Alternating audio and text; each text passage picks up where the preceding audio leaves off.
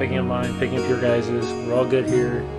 Let me shut the door. Man, I almost want to put on a Shut suit. the door, Tor. I almost want to put on a suit, man.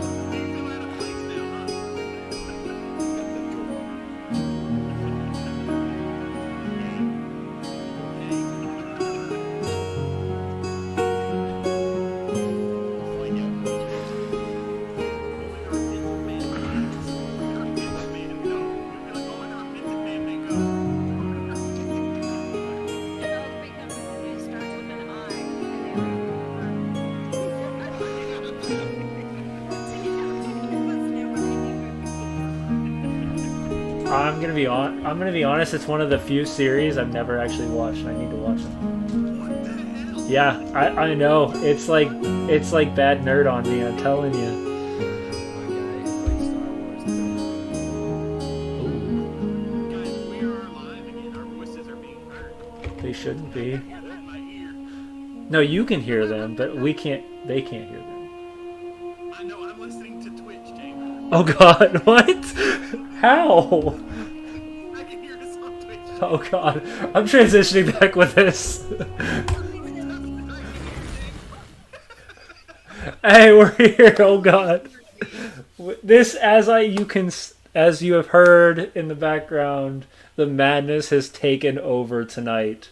I have handed the reins away as one of our wonderful friends has been doing some moving this weekend and is unable to make it with us, but we have our wonderful guest, Nevada Jones, here, who is going to hang out with us for the evening as we jump into Call of Cthulhu.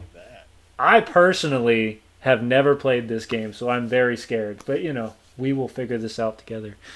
Yeah. Before we Could be. before we do, I'm gonna, as always, start the madness off by throwing it over to Pam, and she's going to give us our sponsors. Hey y'all. Yes, shouting out to our sponsors, Gooey Coop, who we're not playing in tonight, but we do have our fellow Gooey alums. Yes, and Nevada, aka Casey, has the World of Zayathe hanging on the wall behind him. Very cool there. Our D20 candles that we give away every year, and I don't know why whose camera did we lose? We just lost Matt. There he It's goes. mine. I was hearing that our audio is significantly delayed. Oh no. Okay, that's James's fault. So he's running tech tonight. Not my problem. Also, MC Etching, who gives us, let's see, there's 15% off all their goodies in their Etsy store. Chrysalis Creative Endeavors, who is also a co-host of Thursday Night's Tavern Talks. Dungeon Studios, who's been bringing us some really good stuff behind the scenes, and our new artist, aka Nat20. And I suppose we should drop our sponsor links out there. And I don't think I've missed anybody this week, but thank you to all our sponsors for keeping us gaming. Awesome. For sure. So yeah, Austin or Omnitoast, is James loud or quiet? It says James is tunnel-like, so maybe turn yourself up I a did. little bit, James. I turned my stuff down. Oh, James So is louder. Okay. Yeah. Okay. How's that? Is that better, guys? turning down. Sing a song. Oh, I'm good. Okay. Going down, Awesome. down.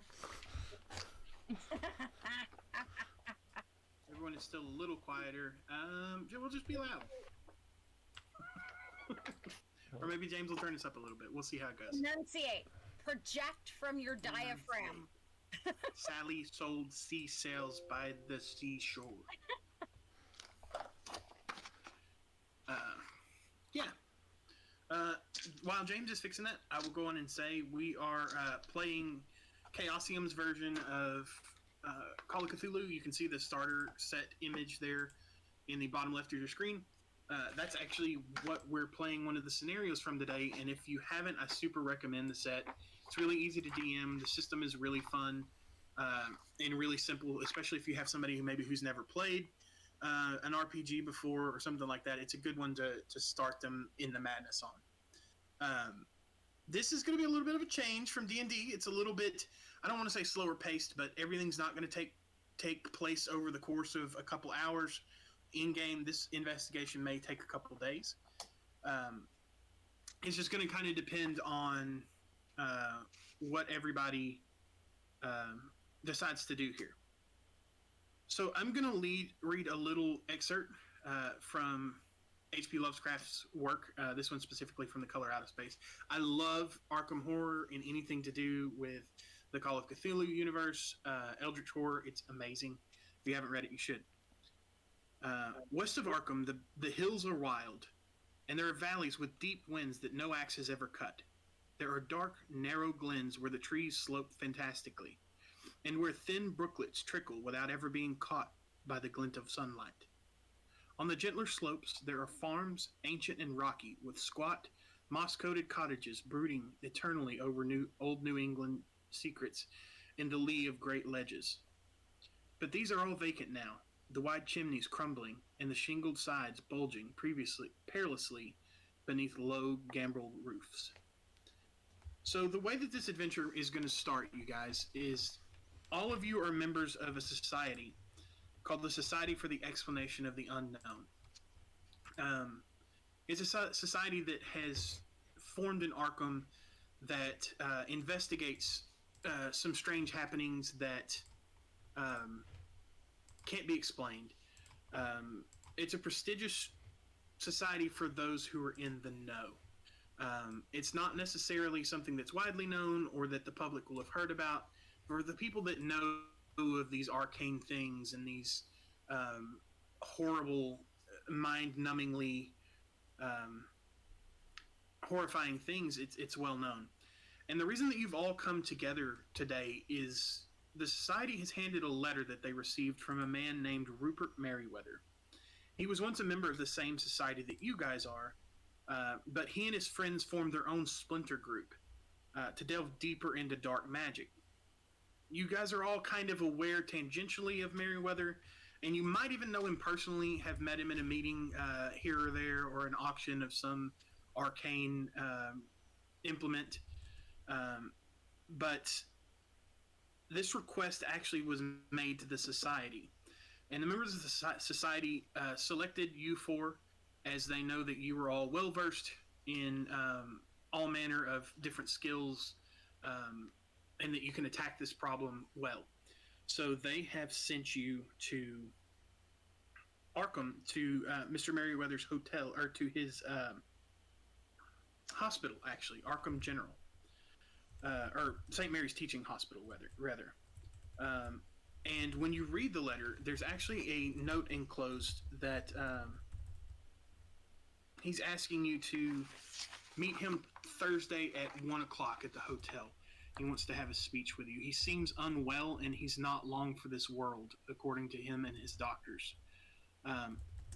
You haven't seen the man for quite some time, so this urgent summons, he hasn't been present at the lodge, so this urgent summons seems like something that you should investigate and kind of go deal with. So cut to Thursday at 1 o'clock. You all meet each other at St. Mary's Teaching Hospital, which is located in downtown Arkham, adjacent to the historic Miskatonic University. If any of you have ever read any Cthulhu stories, that is an incredibly relevant building with a lot of arcane knowledge. The hospital boasts the latest in modern equipment and techniques, as well as some of the best medical practitioners on the eastern seaboard. The information desk is in the main lobby, and it provides directions to Merriweather's private third-floor room. If you guys would, you all kind of meet outside his room. If you guys would all introduce yourselves to each other, maybe describe yourselves, what you do, that kind of thing, so that you can get to know each other and our viewers can as well. Dr. Jones. You presume. You presume correctly, eh? Well, my name is, well, most people call me Dr. Jones, but I'm Nevada Jones. I'm a professor of archaeology and find that things that are kind of long and snake-like bother me some. Yeah, got a little bit of curiosity in historical things, and are quite interested in finding out what Mr. Merriweather here has to say to us. Pleasure to meet you, Dr. Jones. My name's Jessie Williams. I'm a history student. I think we'll get along just fine. Of course, do great with the students. Of Well, I course you suppose I do. should introduce myself. I'm Lois Russo, and I'm also a student here at the university studying engineering. I learned quite a bit from my father in New York, and quite a bit on the streets as well. And I'm just the wonderful professor of languages, Wentworth Avebury. But of course, you have to take the show as usual, Dr. Jones. Yes. Well, Wentworth, as you know, we like to have drinks from time to time. So, yeah, anytime you'd want to kind of step out and have a little snort, that would probably be something that would be fun. We can let the others work on some stuff. But just so you know. Oh, and we have lost all of our cameras on Twitch. Interestingly, Oh, Why? Cthulhu was already it's okay. gone. Can you guys still hear us? There we are. If so, we're just gonna keep going. Are we back now? We're back. What is going on? It's an odd world. It's an The elder madness situation. has continued. Yeah, it's starting already.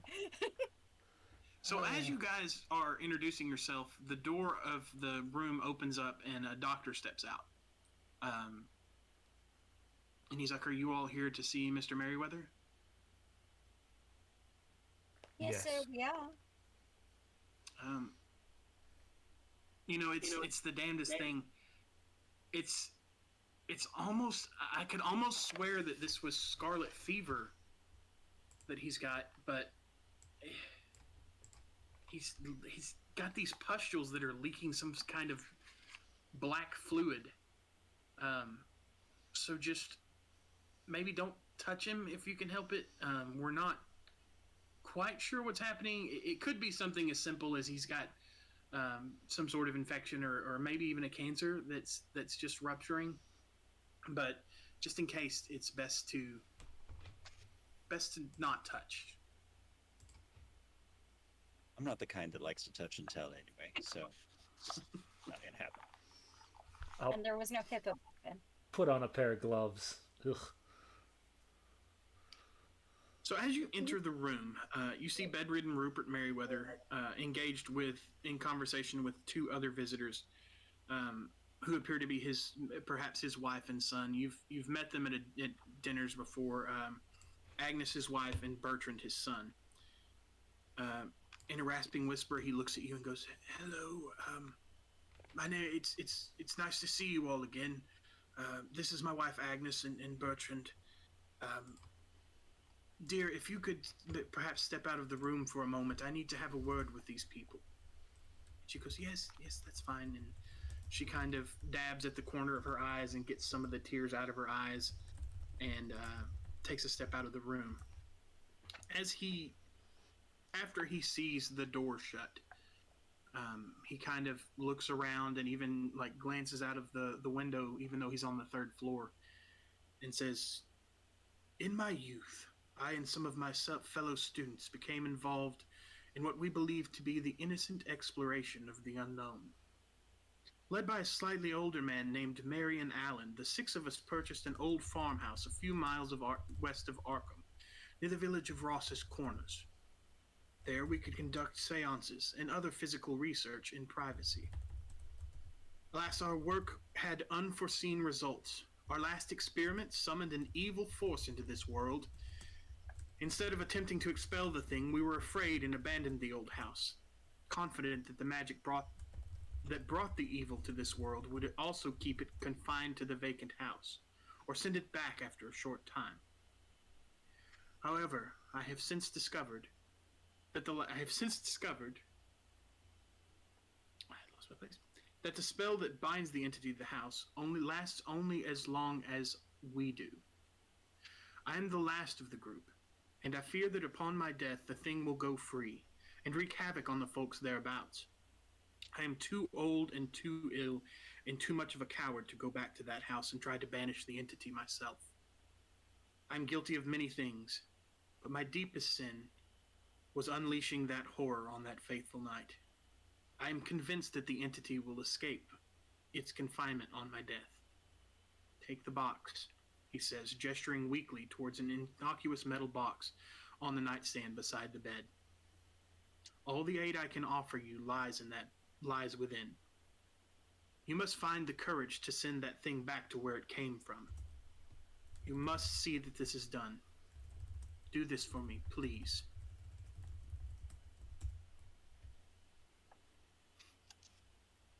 I'm walking over to get the box. It's on a table. It's not a huge box. It's small enough to be on his nightstand. And when you look at it, it appears just to be a metal box. Nothing special.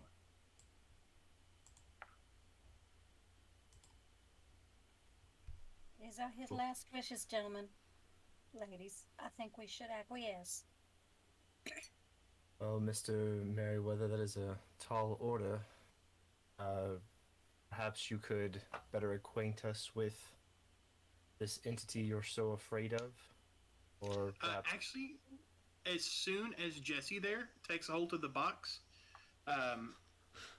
just as you're about to open it, Merriweather is choked by a sudden spasm. He doubles up, groans, and then coughs up a huge gout of blood, spattering anybody in the area. So you were there, Lois? Sure, and yeah, why not? Who else was standing near the bed? I think the rest of us Or were you? probably were. Just- She's the only one that Everybody? would have All walked away, so.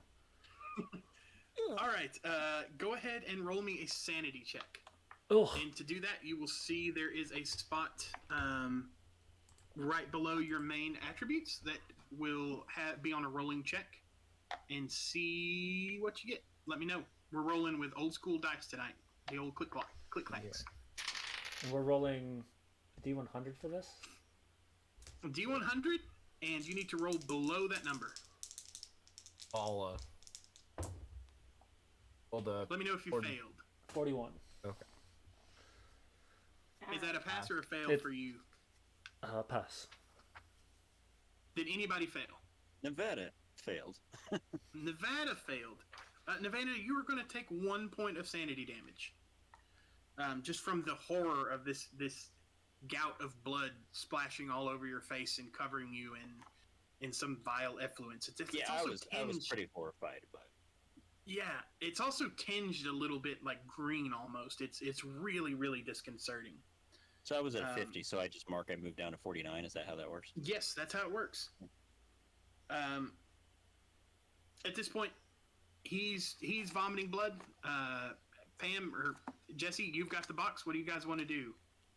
I'm going to walk out the door and look for a doctor. Yeah, you see a nurse come by. You yell at her, "Ah!" and she runs, grabs the doctor. When you do, the room quickly is filled with doctors, nurses, interns, and you guys kind of get shoved out of the room into the hallway. And Oh, bless it, that wasn't the point. His wife and son. Yeah, you see his wife and son kind of push their way in, and so you're left outside of in this hallway in St. Mary's Teaching Hospital with this box. Well, gentlemen, it looks like we don't have a lot of time before that demon starts killing. He sounds right. I don't know, but this is disgusting. I need to go wash up or something. Ugh. Oh, God. And my head. That just made my head hurt. I'm not sure this will help, but I'll just hand you my handkerchief. Ugh. It doesn't help enough, but it's a nice thought. It's a nice gesture. It's better. I don't know. I Sure, might change there's my a jacket. laboratory in this room. At least I didn't get it on. At least I didn't get it on my hat, right? Right. Charming as ever. You know what? Yes. Actually, Nevada, give me a luck check, which is the roll immediately below your sanity there, and let's see if it got on your hat. Ooh. 97. So yes. Oh, it's all over your hat. Oh no. My Just hat. your face and Projectile. hat area. Oh God. Go I take need to go yourself. get a shower. Go take yourself over to the restroom and clean up. Can I meet Yeah. you somewhere? I gotta clean up here. I Please. think that might be best. Disgusting. Oh, Did we get Assuming the- there's another door than the one we came in. To go out? Oh, you're talking about just in the hospital. Like, In the well, house. in the room we're in. Is In the there what? I'm sorry. is there a washroom, a laboratory? Yes, absolutely. You ask the nurses, and they do point you to a washroom down the hallway, which they encourage you to use. thank you, ladies. I shall take care of this momentarily, and I will be right back. Am I successful in washing it off? Yeah, we're gonna say that's not something that I need a skill check for. Okay. You're able to get all of that off. I don't even know. There's Strange 1,000 little skills tendrils in this don't kind of game. grow from it. No, nothing like that. Turn into Davy Jones? No. No, you don't. You don't. It doesn't appear to have infected you with anything Okay. yet. A little worried about that. Okay.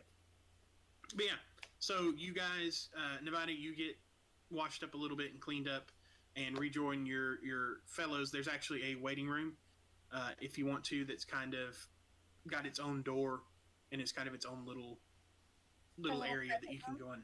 Yeah, and have a little bit of privacy. All right. It's not locked or anything, but people don't seem to be there at 1 o'clock on a Thursday. So yeah, you guys are again. I think Jesse, you still have the box too.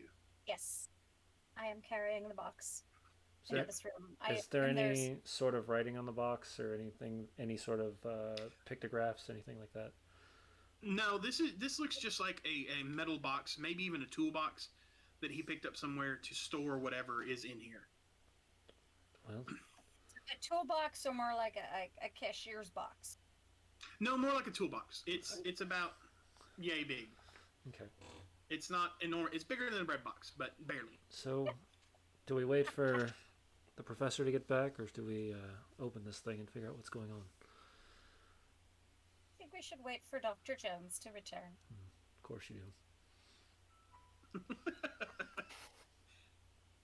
So yeah, a few minutes later, Nevada comes down the hallway, and everything appears to be okay. Folks, did you happen to look in the box? We were waiting on you, Dr. Jones.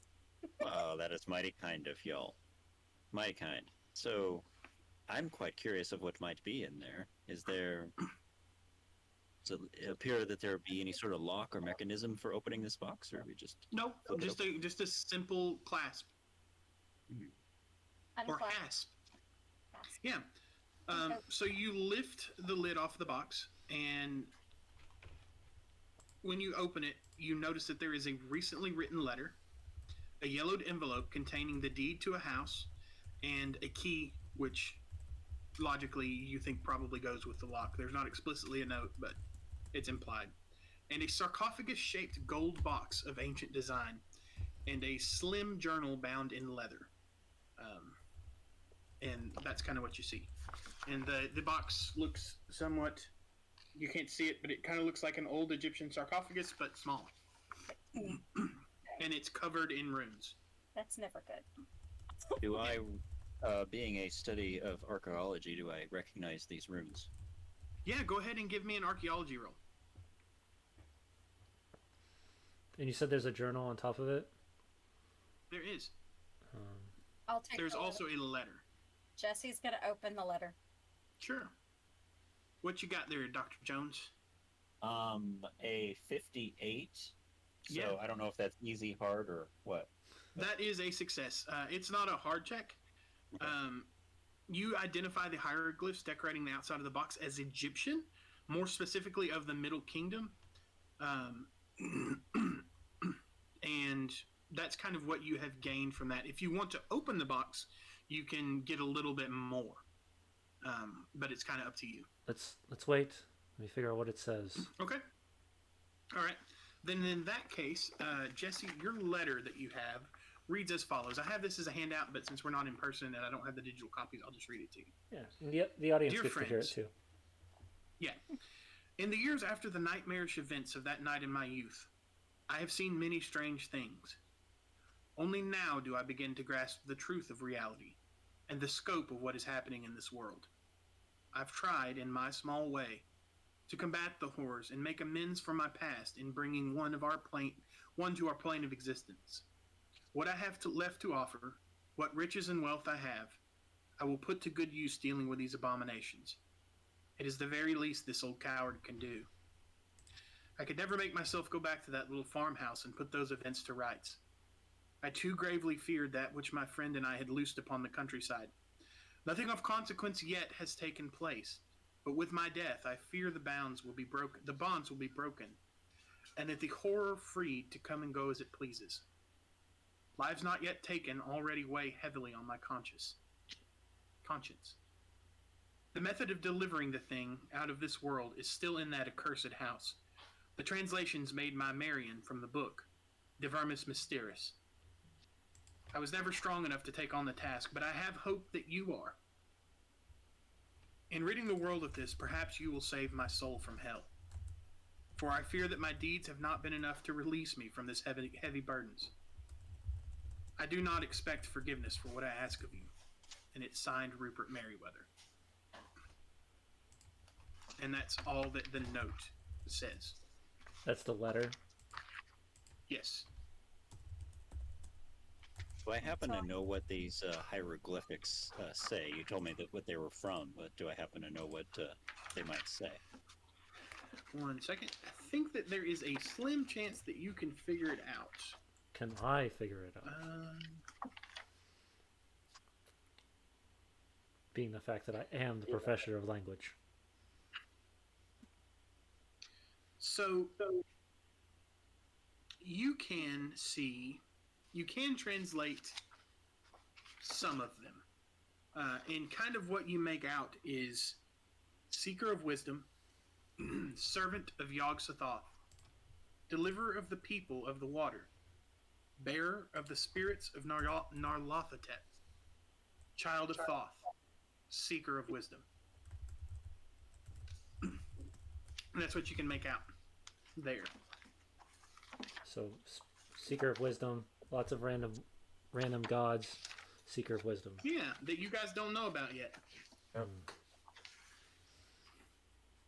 Being an archaeologist, I would handle that box very diligently, and my recommendation to all is whatever may be inside this box could be of archaeological importance, and sometimes I've learned that you treat these things with the utmost respect, and we would be careful with these. So I'm not ready to consider opening this box. So, something doesn't seem right about it to me. Well, certainly. Well, you're the expert, so why don't you just hold on to it for the moment? And if you want to, anybody that is examining that box can make me an occult roll if they want. Which, Nevada, you are actually pretty good at. An occult roll? Yeah, probably not with that. Occult. OCCULT. I'm looking for it. There's only 60,000 things on my screen. They're in alphabetical order. Column halfway down, they're alphabetical order. Oh, I got it. What you got, Well, Dr. Jones? Well, I rolled an 86. I can't remember if I'm supposed to roll high or low on these things. Lower. That's a fail. Okay, that's a Um, fail. In examining the box, you don't see anything that you recognize as like a magic spell or warding spell or anything like that, but it's really hard to tell. This is hieroglyphs, but it's not a very common it's not a very common dialect. It's something that you've seen in the past, but not something that you're super familiar with, so you're unable to ascertain exactly what it is. This is interesting, but I don't. Not sure I can tell more than it's just something that doesn't feel right to me. My intuition is telling me it. We need to figure it out. So.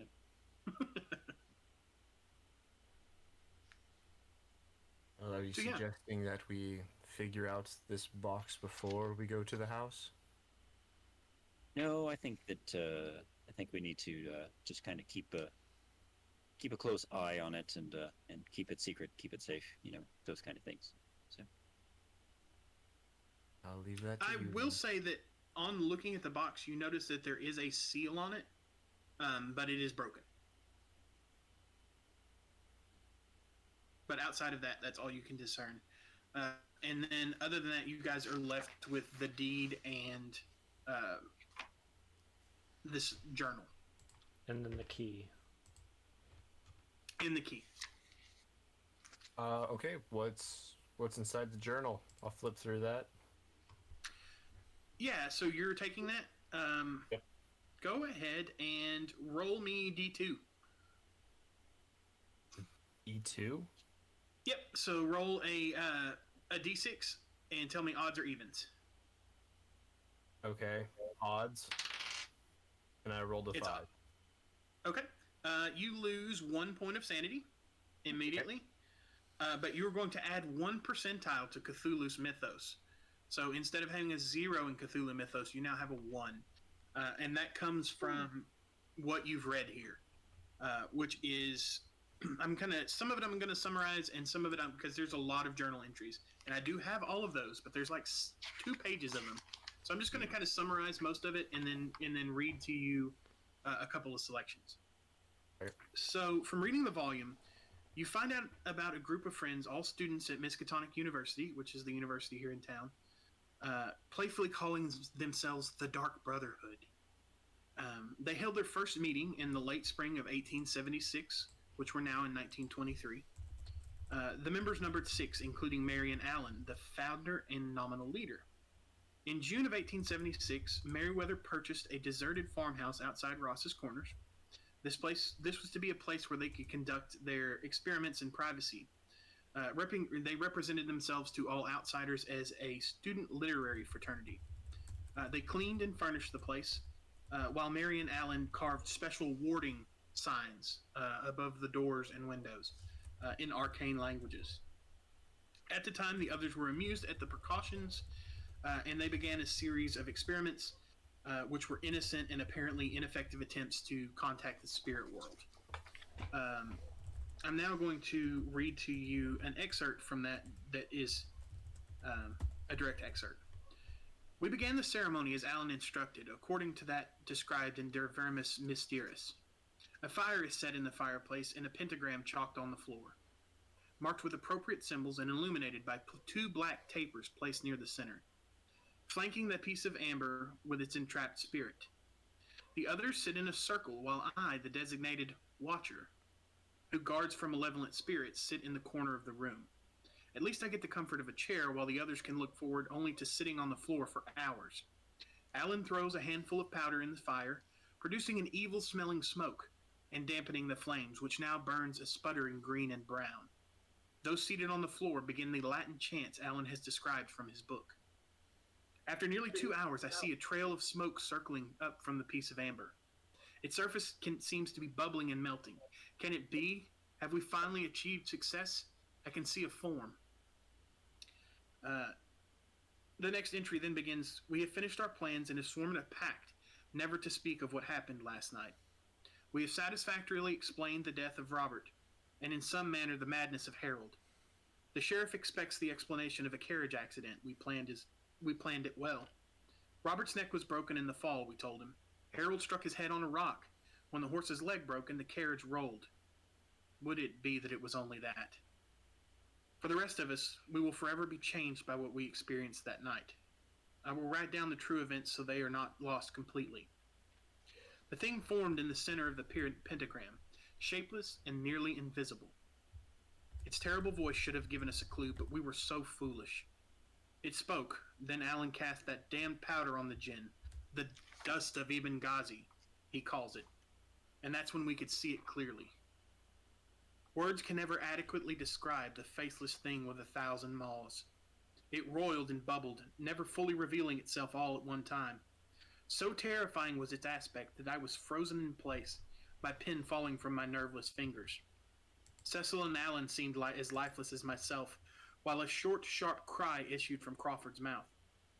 Robert, however, rose to his feet, and before anyone could stop him, stepped forward as though to embrace our horrible guest. With its arms, those appendages that seemed most like arms, it took hold of poor Robert and twisted his head around as though he was a doll.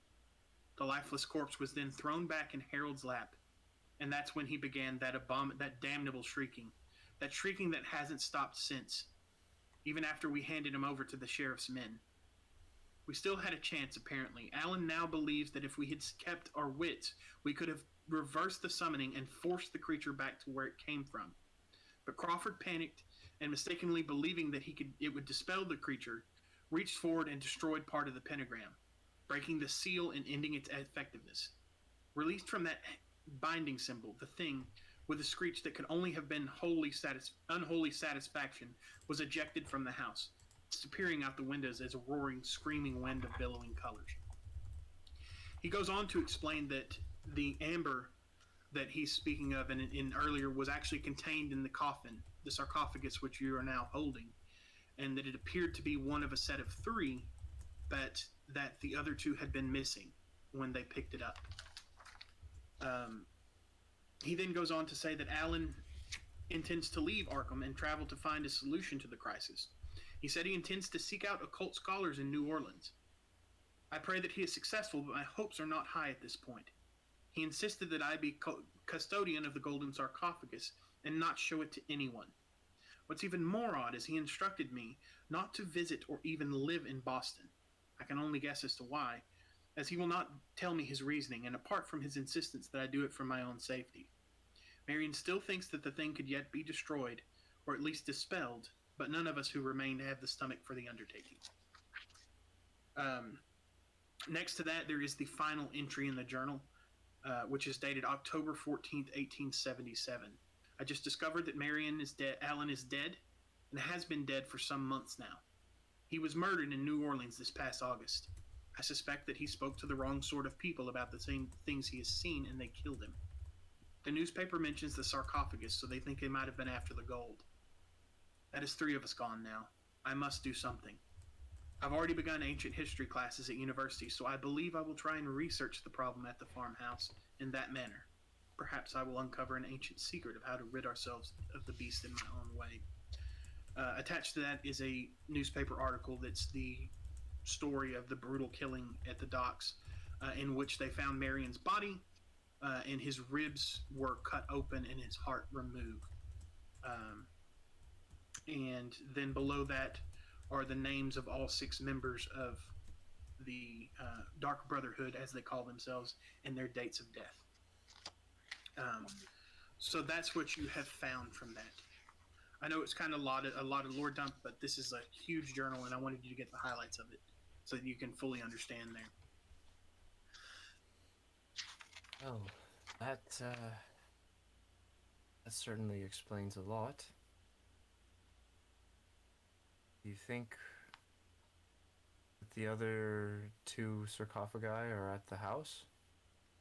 So there's only mention of 1 sarcophagus. There's mention of 2 other things being in the sarcophagus that were missing when they opened it, and there was only a single one remaining, which is what they did the ritual on and summoned this thing. Got it. So there were 3 pieces of amber, and there's only 1 left. There was 1 left when they found it. Right. Now, you guys have no idea because you haven't looked in the sarcophagus. But logic would say that there's probably none left in there now. Well, it seems as if somebody's looking for this sarcophagus, and another good reason to just kind of keep it quiet. And I kind of look around and see if anybody might be watching, because we're still in that private room, right? Yes. Yes. Just make sure nobody other than the four of us are watching or listening. Yeah, go ahead and give me a spot hidden roll. Anybody that's looking can give me a spot hidden roll. Sure. I'm caught on this sarcophagus. Yeah, I rolled a 13 on that. Yeah, you look around and you don't see anybody paying attention. You check outside, you don't see anybody outside the windows. There doesn't appear to be anybody in the staff hallway. It seems clear. Is it small enough for it to fit like in the pocket of my jacket or something like that? No, it's about yay big. I mean, It's pretty big. not. Yeah, it's not tiny, but it's probably a foot and a half long. So we put it So back it in sounds the... like the easiest way to conceal this is to put it in the toolbox here, and Yes, we just probably. kind of keep that. We'll just kind of keep that quiet. Still not comfortable with opening the box or investigating any of that. That's my opinion. I've come across artifacts in my life that they don't take kindly to being played with any more than they absolutely have to. So maybe a suggestion I would have. Often the information that we might seek about some of these things could be found, in the library if we do some study. I wonder if we need to do some more research about some of these sayings or these gods that are spoken of within upon the hieroglyphics on the sarcophagus. Oh, we certainly could. Sounds like to me we might want one of those embers. Well, the only other issue is that we've got to figure out how to do this fast enough that we're not going to have our dear friend pass away in time.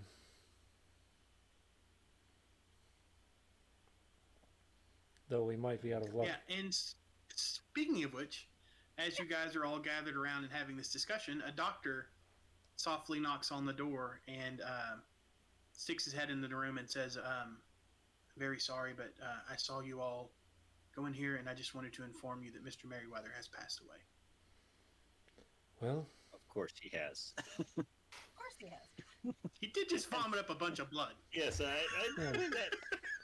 Wonderful doctors there, I'll tell you what. I take my hat off. Yeah. God rest his Pay my soul. respects. I take my monocle off. Doff your monocle. Oh, oh. I have the letter still. I'm going to collect the deed. I have a satchel, so I'm tucking those away in my satchel. Mhm. Do you still want to take, Lois, are you going to carry the journal? I suppose I could. And I'll just stuff it in my handbag. And there was one last thing. Was it the key still in there, right? Yeah. Sure, Yeah, I can you guys have the key. pocket that in Pick up- my suit pocket. Each Did it one of look us like has that a key fit piece. the? The toolbox, the sarcophagus is the only thing left. So we can take the toolbox with us, or we can leave it here and just take the sarcophagus. Well, I have no way to conceal the sarcophagus. I think I need to keep the sarcophagus in the toolbox and take the toolbox with it inside with us, and I can carry that as needed. But I just wish that I desire that nobody sees this sarcophagus. There's something about it. Yeah, especially because you're in Arkham. This is like the nexus of the supernatural universe. You guys haven't seen a whole lot of supernatural stuff yourself, but you're a member of this society, and it's known that there's all kinds of weird stuff around here. And Well, this even is weirder already getting people. this is already getting darn freaky for me. So just saying here, a little bit shooken up already here. And Well, time is of the essence. Should we run off to the library, learn what we can before we head to the house? That seems most appropriate to me. I specifically want to do some research about the sayings and or the gods that are on this sarcophagus personally. So You guys know well enough that Miskatonic University, their Orne Library, is located here in town, and is a wealth of information, just millions and millions of volumes of books stacked in even tucked away in some of those is some hidden knowledge that the rest of the world isn't privy to. As a matter of fact, Wentworth, you are a professor at Arkham. You know specifically that the head of the library there is Dr. Armitage, and he is a wonderful expert on everything that has ever happened that is weird. But the library is open in the evenings during the week, so the library is presently open if you guys want to head there. That is where we can go there if you guys want to split off and anybody wants to go investigate something different. You're more than welcome. But if not, we will move on to the library. Where I'm Where's going. good for me. Should we check the? Okay. Should we send anyone to check the farm, or do we just leave the farm and So the farm is in a different town as well. The farm is a few miles outside of Arkham.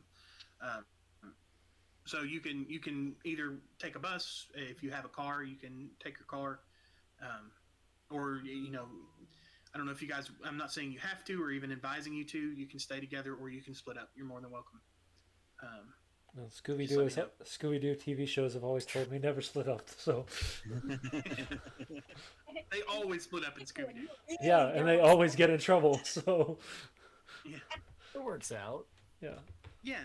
So So it's a Society of Bells. They're releasing demons. yeah. So you guys are all heading to the library. Is that right? Mm-hmm. Yes. Yep. Yeah, so you guys head to the beautiful Gothic construction Orne Library, and you head in.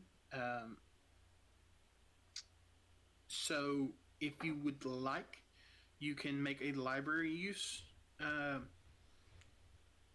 you at the front desk, you are greeted by a porter who asks if there's any way that he could help you or anything that he can do. I'm going to ask if is Dr. Armitage around? Unfortunately, Professor Armitage is deep involved in his study, and he doesn't wish to be disturbed. Professor Rice is around. If you would like to speak with him, he might be able to help you. It wouldn't. I'm assuming if you're wanting to speak with Dr. Armitage, it's some sort of linguistics. Yes, I'm Problem? professor of language, and I have questions that I'd have to ask him specifically. Yeah. So, yeah. You can make me a. You can make me a fast talk roll if you want to, or charm, whichever one you would like to do, or Yeah. persuade. Charm, fast talk, or persuade, whichever one you'd like to do. Oh, definitely And I'm going to persuade. go ahead and say that since you work here, you couldn't have advantage on that, which means that you're going to roll your tens place twice Okay. and take the better result. Tens place twice only. Yeah, Okay. just the tens place.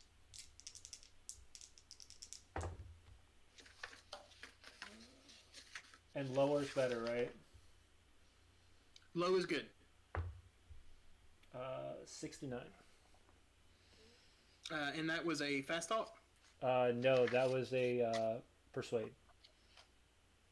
Persuade. So that is a slight fail, unfortunately. Again, he points you to Professor Rice. He's like, I'm sorry, Dr. Armitage just cannot be disturbed. But Professor Rice is generally available to help. If I've never worked with him, but if he's part of the assembly here, then why not? Yeah, so the porter scurries off, and when he comes back, there is a short, kind of stoutly built, bearded man with a pair of tiny spectacles on. Yes, how can I help? I've the porter here, Jenkins, told me that someone needed some help with some sort of language that needs to be deciphered, or... We have Speak up, man. I questions. don't have all day. Do you have any sort of knowledge or expertise in hieroglyphics? I am an ancient languages professor, sir. I have an expert in all forms of hieroglyphics. Making sure. Dr. Nevada? Dr. Jones? Yes, I recently was privy to an artifact that I I realized that I didn't take a rubbing of the hieroglyphics like I probably should have. So, um, you know, I I'm sorry to waste your time, sir, but I was hoping that I could get some help with this. Is there a specific area within the library that has information about the Kingdoms of Egypt that might not be readily accessible, but an archaeologist as myself and my linguistics professor here could have access to? Give me a credit rating roll. Reddit rating. Yeah. Oh, that really a 92? These dice roll. Oh We are goodness. killing it tonight, y'all. Yeah. Yes, an archaeologist, I'm sure. Yeah, if you go down to section H, there are some books on hieroglyphics there. There might be something about some Middle Kingdom hieroglyphics, but I'm afraid that the books that we have that are a bit rarer and more descriptive are far too rare and delicate to just allow just anyone to see them. Again, though, I am happy to assist, but you seem to be a little concerned about something, so that is the best advice I could give I you. came across an artifact that had some writings on it that I was just a little confused about, and I was trying to refresh my memory on these hieroglyphics and it's hard. I didn't study that specifically, so to even draw them out for you would be difficult for me. I think taking a rubbing would have been a good option, but it just escaped my mind. I just and maybe that's something I should take care of, and maybe I'll have an opportunity to meet back with you again later on today, or Sure, I will be here until around 8:30 tonight. okay. Um, I Um, suppose. well, I think it shouldn't take me more than maybe an hour or so. I can return and seek out your assistance again. I just need to All go right. and retrieve the artifact and get the rubbings on that, but it's sensitive. It's not something that I choose to remove from its location. It's being held by a acquaintance of mine that is loath to to hand it over, as it were. Yes, I see. You're a tomb raider. I understand. Sometimes these things are rather delicate. Tomb Raider Um, seems to be a bit severe of a statement, friend. But you know, being a I tad dodgy about the location of this item, the means in which you acquired it, No, the way 100%. that you are Dr. Jones speaking is very definitely a Tomb Raider. quickly. Rare antiquities. Yes, well, these Fire of things deserve to Antiquities. be preserved, and doesn't matter to me where it was acquired or how, but um, I'm available if you need me. thank you for your understanding. We will take care of this, and I will return shortly with a rubbing of these hieroglyphics and see what kind of information I can gain from you. Thank you. Absolutely, yes. And he'll totter back off into the stacks again, a little bit, maybe huffing and a little bit as his time was wasted a small bit, maybe just a tad bit indignant, but um, still willing to offer help. And Do I see any place that we could potentially have a private meeting amongst the four of us? you can inquire with the clerk, and he tells you that there are numerous study rooms available in the library that students use to uh, study and get some peace, but they are not available for the general public. And when he says that, he will kind of place his hand on the table just in such a way. Can I place a? I have no idea what kind of This money is I the have. 20s. You have you're a professional. You have money. You Yeah. have a non unreasonable amount of money, but you have Not plenty of money. unreasonable amount of money. Yeah. So if I were to yes, if I were to stuff a $5 bill in his hand, would that be Oh appropriate. yes, this 1923 dude. Yeah. Okay. For Give him- $5, he will Give him a he'll take you anywhere you want to go. give him a quarter. Yeah, he yes, absolutely. Yes, sir. Yes. And he goes and when he gets to this reading room, he opens the door and there's a few students in there and he's like, "Out. Your time is up. Out." And they're like, "But we just read it." "No, out." And he kind of shoos them out and then, ushers you in. "Do you need any pencils or is there anything I could bring you?" I think I have everything that I need. Thank you, sir. Absolutely. Thank you for your help. Yeah, Yes. appreciate it. Yes, If and I need your you'll- assistance, we may need your assistance shortly to Sure, sure. fetch the professor again. So thanks. Yes, absolutely, sir. Yes, sir. And that he'll close the door and leave you guys in relative peace again. All right. Gonna go ahead and do it. Just a cursory check to see if it looks like there's any listening apparatuses or other things around the room. Anybody that wants to give me a spot hidden? Is this just like a room with no windows, or? Yes, it's an interior room. It's built. I don't know if you've ever been to one in a university. They're very sparsely decorated. There's basically just a table and like 4 to 5 chairs in here. Right. it's- I know some of the time they have like glass windows so you can see if the But room's in use. This is 100 years ago. Yeah. So there's a frosted glass. Like narrow window on the door. It's probably yay wide. Yeah, it's all. Okay. I'll just make sure I'm standing in front of that then. Okay. How did your spot hidden? I rolled a 55. I failed. Is your spot hidden bad? I thought you It's were good at 50. that. It's Yeah. Not that you can see. You don't see anybody. I rolled a You don't see 5. anything unusual.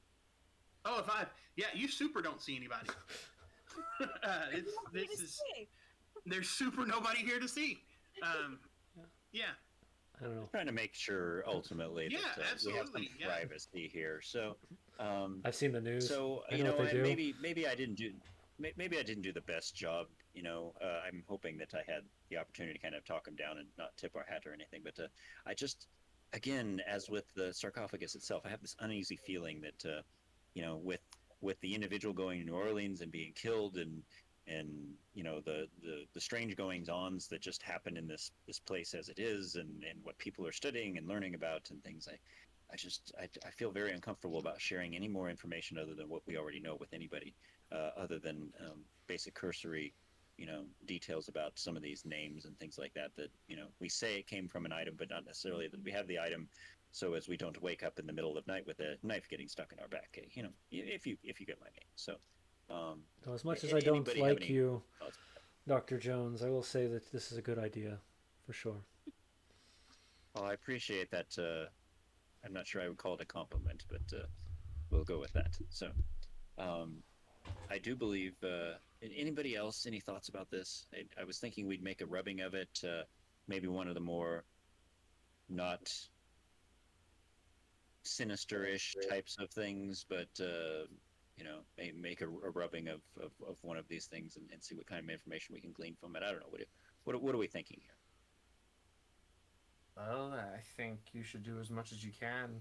But again, we don't have a lot of time. Jessie has set her satchel down on the table and opened it and pulled out pencils and paper and handed it over. I think we need to document all of it.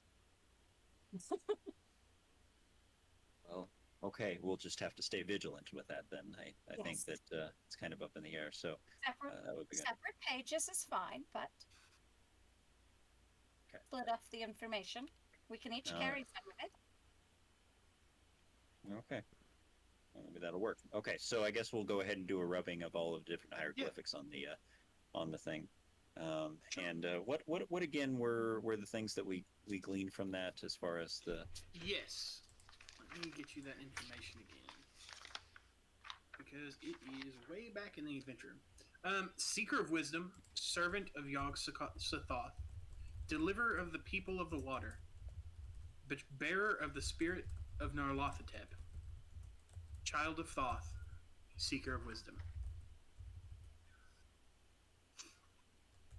so seeker servant Seeker, Seeker, servant, servant, The water. deliverer, deliverer, bearer, child, Bearer, seeker. child, seeker.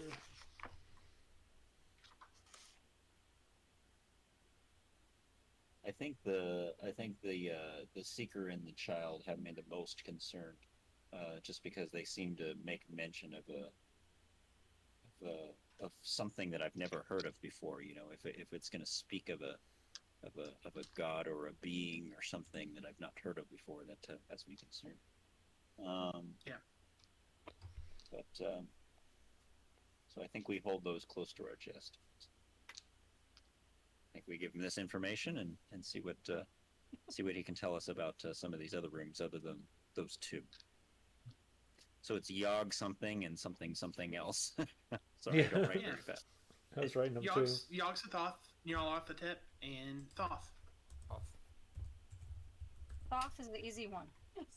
Yeah. Thoth, yeah, Thoth. Nyarlathotep is a fun one to write. Nyarlth. That's the bear And what one, of- bear of the dead what or if- something. What's that?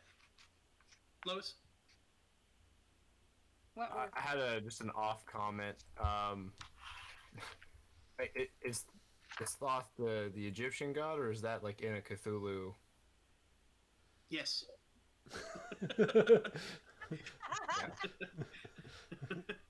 Kind of both. Okay. So, seeker of wisdom, servant of Yog, deliverer of the people of water, bearer of which one? Bearer of the spirits of Nyarlathotep. Oh. Nyarlathotep. I'm spelling it the way I want to spell Nyarlathotep. what was Yag again? Yog-Sothoth. Servant. Yogsototh. Yog-Sothoth. I can say that. And All then right. child of Thoth. As Child a of student Thoth. of history, does any of these names mean anything to me? Go ahead and make me a history roll.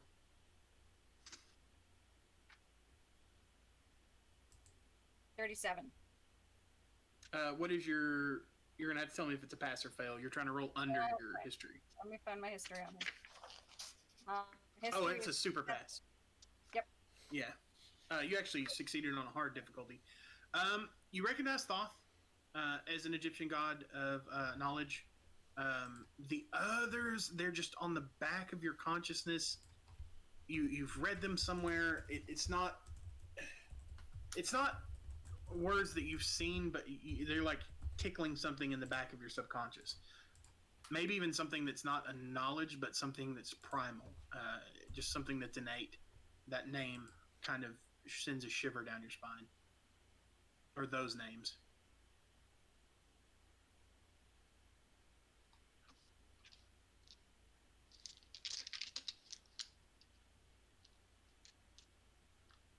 Trying to think of a Just way to with present this information to this guide where it doesn't tip us off or tip him off to who we are. Well, it sounded like you had a good story. Why don't you just tell him, here's the information? Maybe us going as you being a grave robber or tomb robber would probably be a better option. Doesn't seem that he cares where it's Make coming us from. culpable. Somebody else has that. Yeah. Yeah. I guess that could work. That could work. All right. So we make a rubbing of all of this stuff, and do we need to do anything else or have any other conversation while we're here? Are we done with our emergency meeting? I think so. I I would, think so. I would urge caution with the bearer and the servant. Okay. It's a feeling. All right. Sounds good. All right. Anything else? No.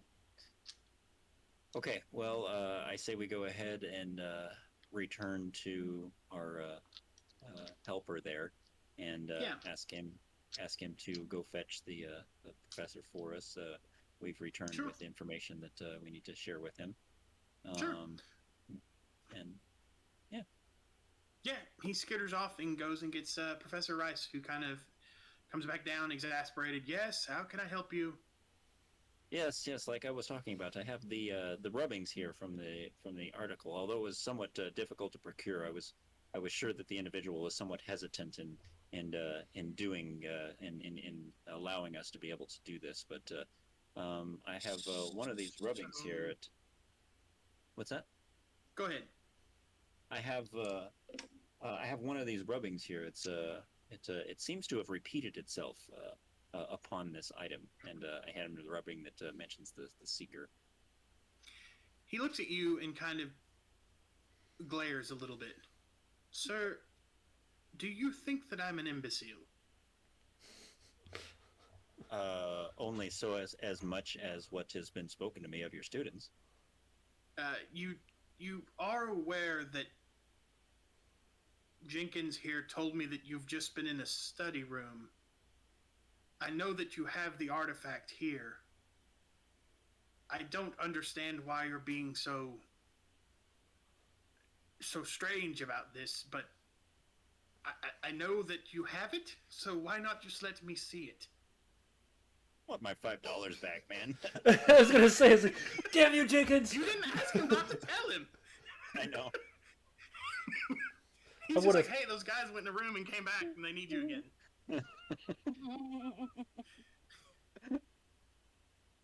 See, the funny thing is out of character, I thought of that, but I was like, Yeah.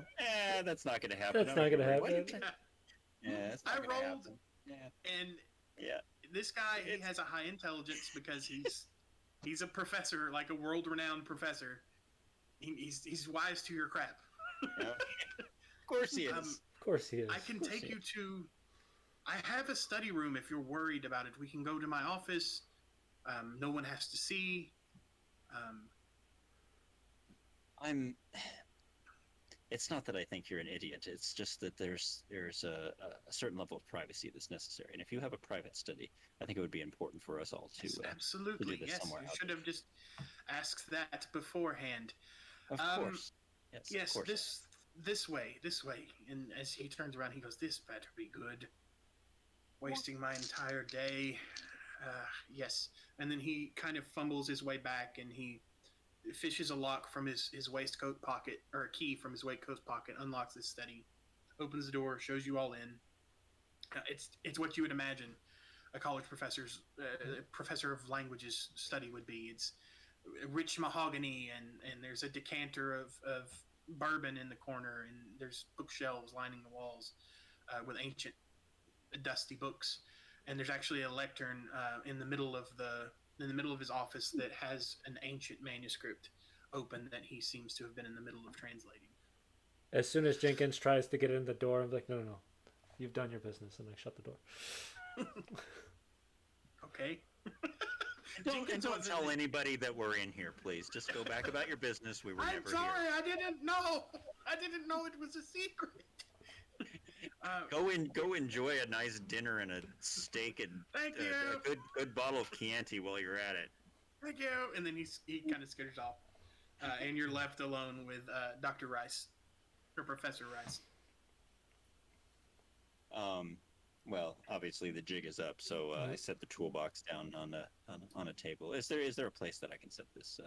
Yeah, he clears a space on his work table, and pops the lid open, grabs the sarcophagus out, looks at it for a minute. Yes. And then he takes the lid off. He opens it. He Well, opens what kind of it. expression does he have on his face when he grabs it? Do I? He's intrigued. It's genuine, and he's kind of muttering to himself. Yes, this appears to be the middle of the Middle Kingdom's era. Yeah, and then he just pops the lid off. Oh, it's an empty box. Nothing happens. What's the problem? No demons in it. Is there some sort of concern? And then he sets them down, and he's like, there are more hieroglyphics here, and these are far more interesting. And he kind of And these are inside goes it? and grabs a... What? Are these inside it, or are they... Yes, they are Okay. inside of it. They're carved inside. And he'll go over and he'll grab a copy of a book, a particularly old-looking book that's beaten up, and he spreads it out on his table. And you see him grab a magnifying glass, and he sort of looks at one, and then he flips. This is quite unusual. It's from the Mu civilization. The who? This is a very difficult. Did you say moon or moon? Mu, M-U, Mu. Ooh. This will take a small amount of time. This is not something that I myself can translate readily. I will have to consult with Dr. Armitage. Could you come back tomorrow morning, perhaps?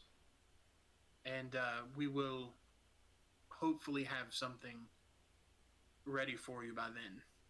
Would it be appropriate for you to take the rubbings of these so that you have all the information you need, but we retain the sarcophagus? For the Yes, time being?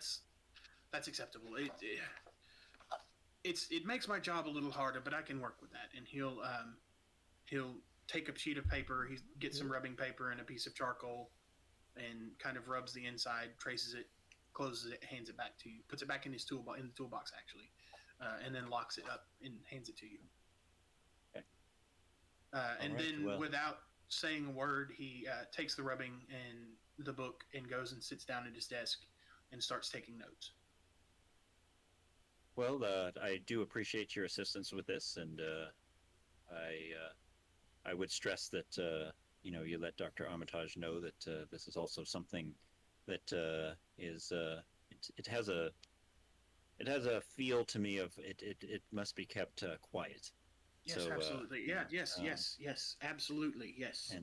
And you do that. Mhm. And what time should we return? Very good. In the morning. Tomorrow morning. Tomorrow morning. Middle of the morning. Thank you.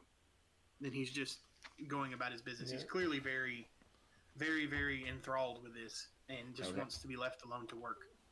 I suppose we should let the man work, and we will return in the morning to find him dead, because that's what's going to happen. But no, I didn't say that out loud. So we will return tomorrow, and hopefully gain some more information that we need.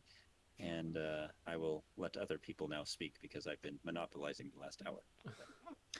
He does, before you go, he tells you, I can tell you at a cursory glance, based on the outside of the box, that I believe this to be the possession of Nopuku, who was a usurper, or would-be usurper to the Egyptian throne, who lived during the 3rd dynasty of ancient Egypt.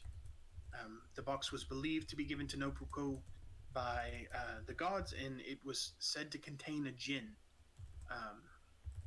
that would help him on his conquest. You say a djinn? As Yes, in a djinn. Genie. Yes, genie? as in that kind. yes. Okay. as in a DJINN. Yeah, Dejin.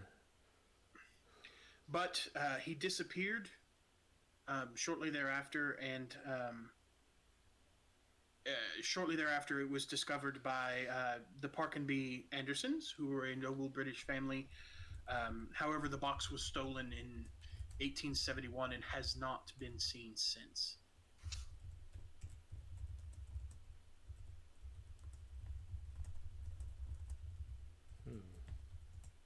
That is quite a bit of good information. Thank you for Yes. that history, and we will Absolutely. leave you to your work. Thank you, sir. Thank you. And with that, you guys find yourself back in the lobby of the library. Well, we've gained some unique information. Is there anything we would like to do while we're here in order to understand more of this Nobuku, or Certainly try. So, a couple of things, just as a reminder of things that have been mentioned, is you have Marianne Allen's death. You have the book De Verimis Mysteris, which was mentioned. You have the box, obviously the sarcophagus that you've looked at, and you have the deed. Are kind of the key things that you guys have. and is I the know that there's been a lot of and on the deed is the name Merriweather, or is there a different name on it? yes, it's under Rupert Merriweather. Okay. And you said for the sarcophagus, it was there was one amber in there from the journal, and then In the journal, they mentioned an amber that they used Right. to summon whatever this creature was. and assuming that the other two would have also been amber, or were they just Two other non-mentioned objects. items? They're just assuming. They don't actually know. Marion told them that he believed that there were three originally. That's what he had heard from the person he acquired it from, but he was not sure. That was more Okay. just So- hearsay okay. than anything else. They believed there was 3 amber in there Yes. originally. Okay, Yeah. got it. That Nope. is the legend. And we can tell that the key itself that we have is the key for the like a farmhouse a- key, or is it like is a smaller key? No, it was kind of bundled in with the deed. Okay. It's not a hard logic leap to make that this is probably the key to the farmhouse. Okay. And then I got a question. As a superstitious person with, I guess, some deep ties to Catholicism, Mhm. would I know anything offhand about the djinn? You can make me an occult.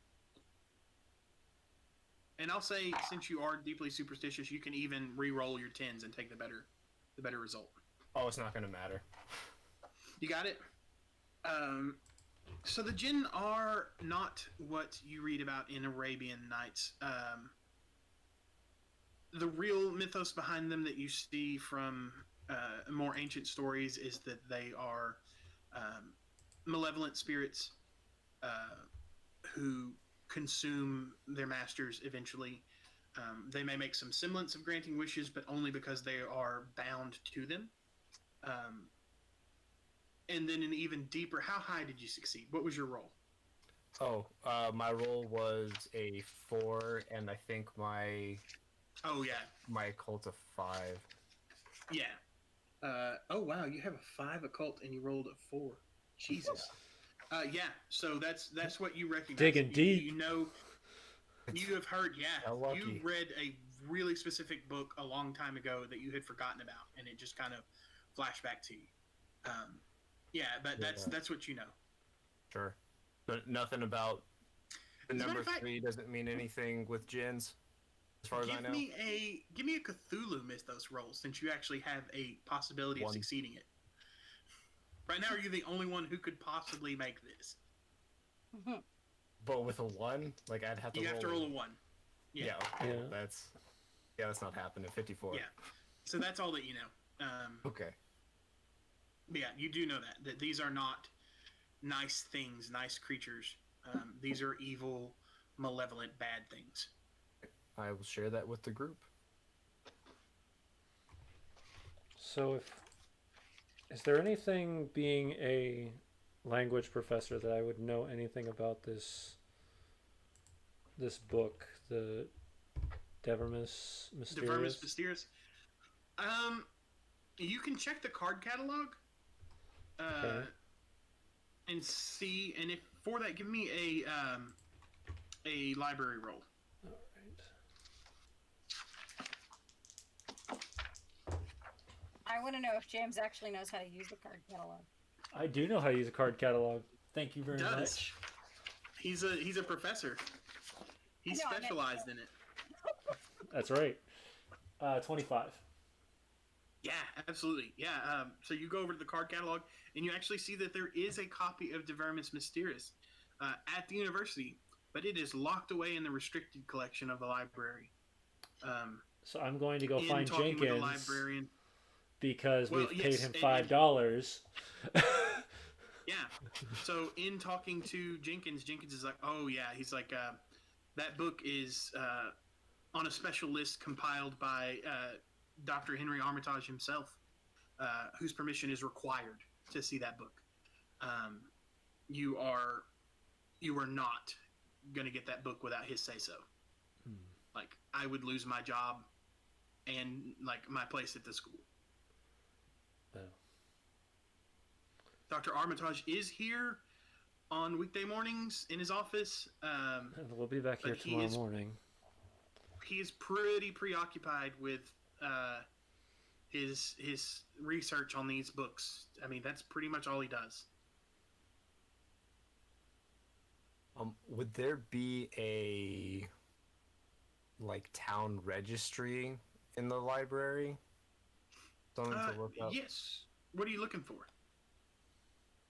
Be looking up some names. I just want to see I bet I if know whose name you're looking up.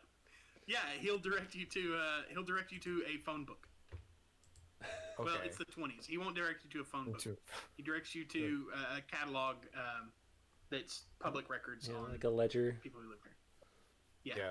And I'm assuming this would have some history to it, or is it just up to date information? It's just up to date information, as up to date as possible. But it's Okay. the 20s. They didn't have the internet. Yeah. And I guess I want to look. What is the dude's name? Marion Allen. Who are you looking for? Yeah, Marion Allen was the guy I was looking for. Where did he live? So Marion Allen has not lived in Arkham in 20 years. It's been a long time. He was actually a traveler. He did a lot of things, and he was killed in New Orleans.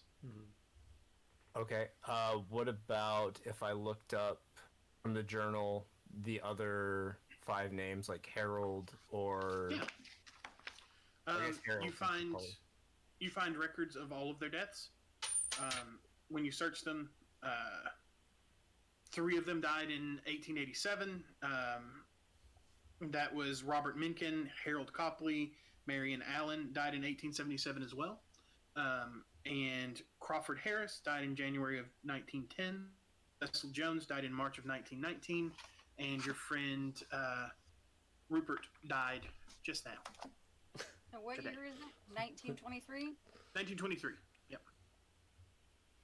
Okay. So they all died between 87 and 23. They all died between 77 and 23. Yeah. Okay. And which one in the journal, or rather, which one in the books? Oh, no, it was the journal, right? Where it went crazy. That was Harold. Yeah. Okay. Does he have any surviving kin type relatives in the area that would? No, he was pretty young when this all happened, so he didn't have any kids. He wasn't married. His parents are dead. Okay. Because that was 45, 50 Right. years Yeah. ago. Okay, so in this registry, does it actually have like list addresses? For them, it would list maybe last known address. Address. Right. Okay. So for the last person to die before our friend, Died about 4 years ago. okay, would it have a possible address for him? I think it was a she, but maybe. Oh no, it was Cecil Jones. There is a address there, but he has no next of kin listed either. No children, no wife. But there Okay. is a last known address. So are there also public records here where we could find out who owned the farmhouse prior to Mr. Yes, Henry? if you would like to, if you give me a library use roll. But you're a student, you should know how to use it, right? One would hope. Let's see. Gotta remember which one's on which. Yep. 81 is a fail. It is a fail. Which actually in a library use roll is not. You didn't find the information. It's just that it takes you longer. So at this point, it's well into the evening.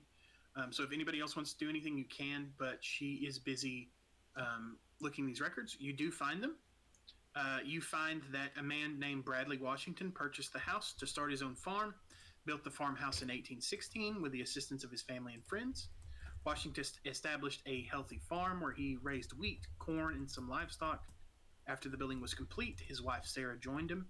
She planted the flower and vegetable garden in front of the house.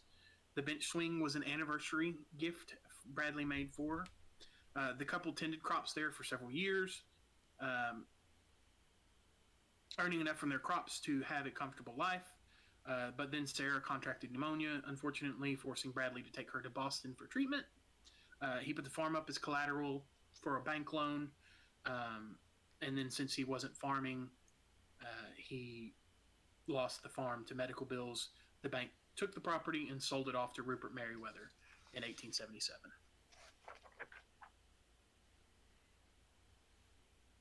You asked me a question, I got the answers. I'm telling you, I have a lot of information that you guys can find out. Yeah. Last name all I of it want to useful. look up Sure. is the Parker B. Anderson family. Just see if they even came here. Who even is that? So that I was have the. forgotten who that name is. So Oh, you said that Parker- was the British family that the sarcophagus was stolen from originally. Oh, Yeah. yes. I mean, they're around, but this was stolen from them in 1817 or 71. something like that. There we go. 1871. Yeah, was the last time we seen it. So they But haven't the family seen it resides for here 50 years. Yeah. in Arkham. Yeah. Okay. Do I find an address with an Anderson Yeah. last name? Yeah, absolutely. You do. You find at this point, it's probably the man who found its great grandson, and his name is Charles.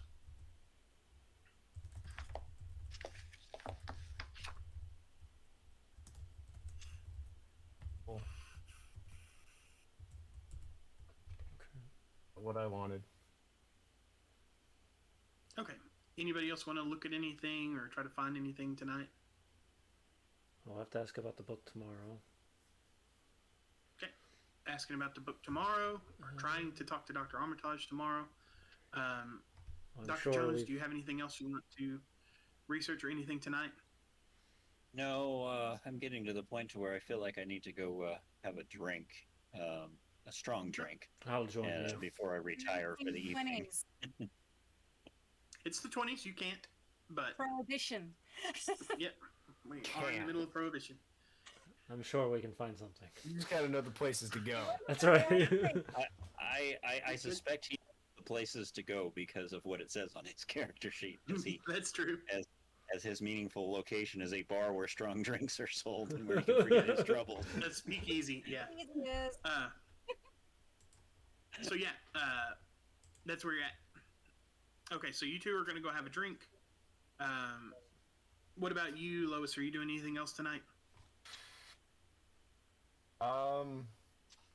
Yeah, I guess I'll do one other research thing at the library if it's still open. Yeah, sure. What do you got?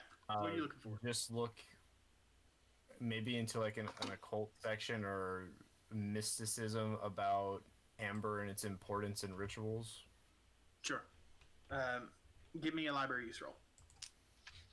Library is 20, and that's that is a 90, so I don't think that's gonna. You actually spend the rest of your night looking. You find all kind of information about geology, how amber is formed. It's basically fossilized tree sap, but other than that, you don't find anything. And Sure. so with that, you two head to the speakeasy that you're aware of, Dr. Jones. You have a drink. Things pass relatively peacefully, unless you guys want to do something. Then night comes, you all retire to your various hotels and sleep through the night and find yourselves awakened in the morning at whatever time you guys want to wake up.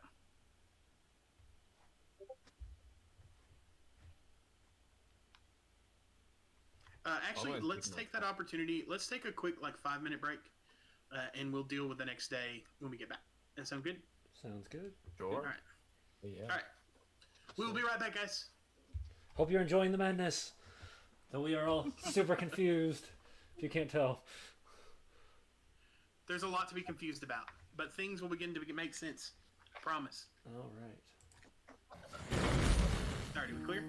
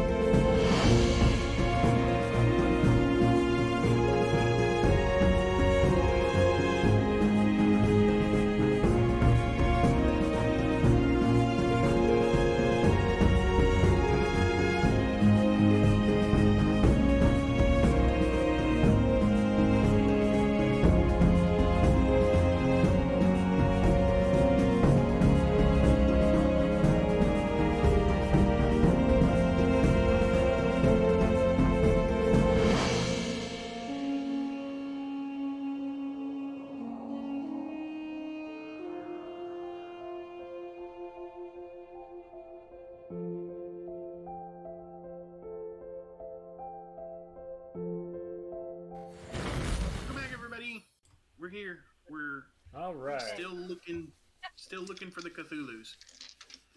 I did not even. No, I'm not going anywhere near the Cthulhu's tonight. Yeah. So when we left, you guys had settled down for the night. You guys had each had a great drink and kind of relaxed.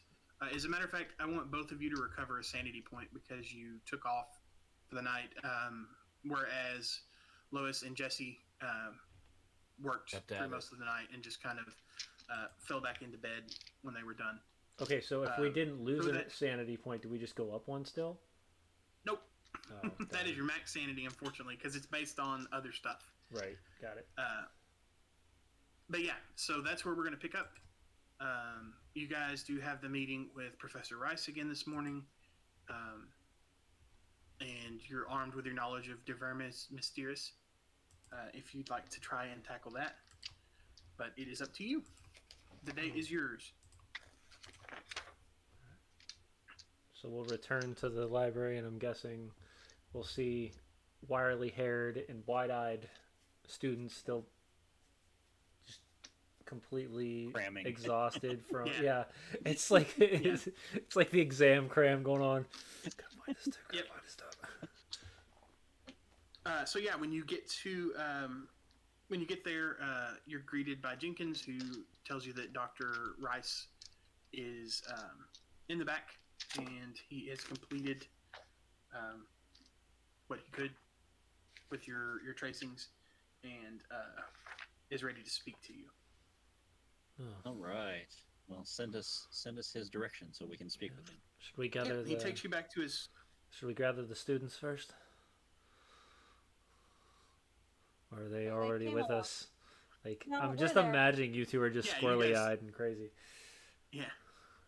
So yeah, you They're young and used to burning the candle on both ends. you get to Dr. Rice's office, and he waves you in, and he said, "I'm very sorry. I translated what I could of these writings. They were Movian in origin. However, when I spoke with Dr. Armitage about this, he has confiscated those rubbings and has forbidden me from disclosing the full contents of those, as that information has been deemed dangerous and inappropriate for those outside of a very specific area of academia." What is that specific area of academia? I mean, I'm an archaeologist, a professor of archaeology, and we have a professor of languages here. Is there an opportunity for us to speak with Dr. Armitage about this? Make me either a charm or persuade roll, and we'll see what you got. Can I help him? Is that a thing in here? Sure. You can help him. You can re-roll your tens, Dr. Jones, if you would like. Right. Well, it's a charm, and it's a 26 or 20, 29? 29 Yeah. on the And I think you charm. have. Yeah, so that's a pass. I can take you to Dr. Armitage, but Henry is not a man who changes his mind easily, especially when it comes to subjects of pertaining to this matter. But he will reluctantly escort you to a polished mahogany door with Dr. Henry Armitage engraved on it, and he knocks on the door, and this frizzy, wild-haired old man in essentially almost a nightshirt answers the door. Yes. How can I help you? What is it? I told you I'm not to be disturbed. Oh, my Does he apologies. speak on our behalf? He doesn't. Apparently not. So, my apologies. Yeah, he's like, there's some people, the people who brought in the tracing, they wish to speak to you. They claim to be experts in the field, and they just wanted a chance to speak to you about it. There isn't time, man. You don't understand the things, the stars. There's so many things coming, and nobody can stop them but me. I suppose I can spare a moment. How can I help you? Well, What is it you wish? we're here to find out more about this sarcophagus. We need to know, based on some more information that we've been given, that we. How do I say this meticulously? We've been gifted this item in order to find out something. And without knowing what's inside this sarcophagus, we have no idea what we're looking for. I am very sorry, but the knowledge contained in that book or in that sarcophagus is much too delicate for me to entrust anyone. You could be one of them. I can't. I'm very sorry. What do you mean by one of them? Uh, that is none of your concern either. I'm afraid that information is also much too delicate, and it's just I'm sorry it can't be done. I wish I could help you more. You are welcome to any other parts of the library, but I'm afraid that I cannot translate this for you. I have translated, but I'm afraid I can't reveal to you the knowledge that was written there. Thank you. Have a good day. Is there something that we can do in service for you that could help you with this? That help you No. understand that you're worthy of this? No? No. What about if we I had a can't journal trust that would anyone. explain more? Jesse's gonna ask very quietly of the other ones. Should we Sometimes mention with Mr. these things, Merriweather? it's best. What'd you say? I'm sorry, Jesse. Jesse's going to ask the others if they should potentially mention Mr. Merriweather. Oh, Mr. you're Jones, Professor Avaberry. Oh, so you have a journal from Mr. Merriweather, correct? Rupert? Yes. He was just a child who merely discovered the foundations of something. What we have here is much larger than that and much more important. Okay, well, maybe I'm there's sorry, something but- that we could help you with this. No, I'm afraid there's not. The less that anyone knows, the better. I'm sorry. It's for your own good. If you knew what I knew, it would drive you to madness. And he shuts the door, and then you hear a click as he locks it behind him. Well, I Well, was... You can make a fast talk if you want. Sure, why not? You fail. The book specifically says you fail. You Fantastic. try. I tried. He is not interested. Armitage has like a 70 in Cthulhu Mythos. He is not interested in what normal people have to say. Unfortunately, I can't imagine what kind of he's a madness good goes in your man, mind. but yeah, he knows what this kind of knowledge can do. He knows what it is, and he is not interested in letting anyone know anything else about it. Well, we seem to have gotten an audience with the man, but we didn't get much from him. Not quite sure. It seems as if we've stumbled across something that is quite large and deep. And we can't even Bit get a hold of confused. that book now because we can't get an audience more with him.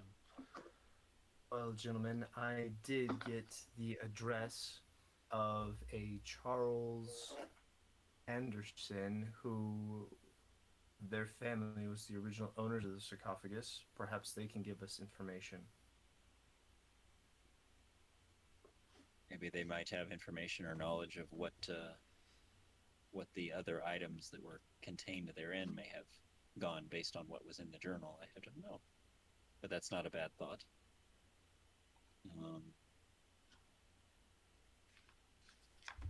Yeah, and they're actually conveniently their address is actually in Ross's Corners.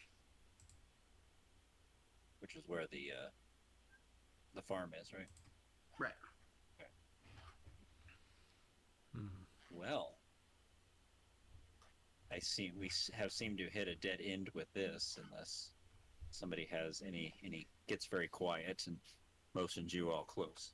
Unless anybody has a hankering of waiting until late at night and trying to see what kind of other information we might be able to gain from this location when no one else might be about. No. Forget that I mentioned that. I offered that. I'm not the kind that would do things like that. Of course I'm not. Just as kind of an outside keeper thing, he doesn't leave there very often. He might be here for days and days and days. Well, okay. So I would probably know that being around here, from here. Yeah, he's very reclusive. Like he's pretty much constantly either sleeping. If he's not asleep, he's reading these tomes that he Okay. keeps in his restricted section. He used to be a really well respected scholar, and then a few years ago, he got into some more occult stuff, and he's kind of been a recluse since then. So what about this? Well, I think book? we've spent enough time here at this library. We should either go check out this Mr. Anderson, or we should just go to the house and take care of this mess before it gets worse. Without us understanding what the mess is, we can't take care of the mess. You do remember in the letter that there was, or in the journals and the letter, he mentioned that everything that you needed to banish this thing would be in the house. That Marion had left the supplies there, but that doesn't mean you have all the knowledge that you need, or that it wouldn't be good to get more knowledge. But allegedly, everything that you need is in the house. We're also probably running out of time. We are getting low on time. Well, I guess we. I will tell you, we can kind of fast track this. You guys can spend some time in Ross's corner. You talk to the Andersons. They have little knowledge about what happened after they lost the box. But Charlie had heard some rumors. Charles had heard some rumors that it had resurfaced in the area, and moved back to the familial home there. Did some digging, never found anything out. Thought that it had some kind of connection to the farmhouse, but he's been out there a couple of times and some creepy stuff happened. He heard some noises that scared him, so he's just kind of given up on it. And Does he have any knowledge of any items that would have been contained therein? so basically what he has heard is that all of the locals have said that this house was haunted for decades. They hear strange noises, they smell strange smells, they hear these cries in the middle of the night, and people just avoid it. And he's kind of a superstitious man himself, and has stayed away from it as well. And he's just kind of been monitoring the situation. He knows that the box isn't there. The locals have told him that, every once in a while somebody has to go there. The police are called out because there's, a hobo has set up a fire there, and they go check it, or, teenagers break in. Nothing of value has ever been found there, but it is haunted. And he actually ended up setting up a little general store here, as a matter of fact. So if you guys wanted to buy anything, you found him at his general store. If there's anything not on your character sheet that you want, you can grab it. But other than that, that's really all the information that he can tell you. Is that there's rumors that it's haunted.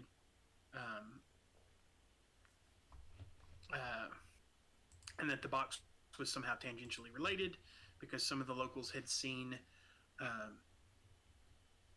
some people years ago. Some of the older people remember seeing a sarcophagus, and how unusual that was in the 1870s. Taking trophies from Egypt was a big thing, and it was really cool to have them. But a lot of people were pretty freaked out by it, and it's obviously mummy's curse was a thing that they were worried about. And that's kind of what they all assume, is that there's some sort of mummy's curse on this house, and that's why you hear these strange happenings. But yeah, other than that, you don't really find out a whole lot of use.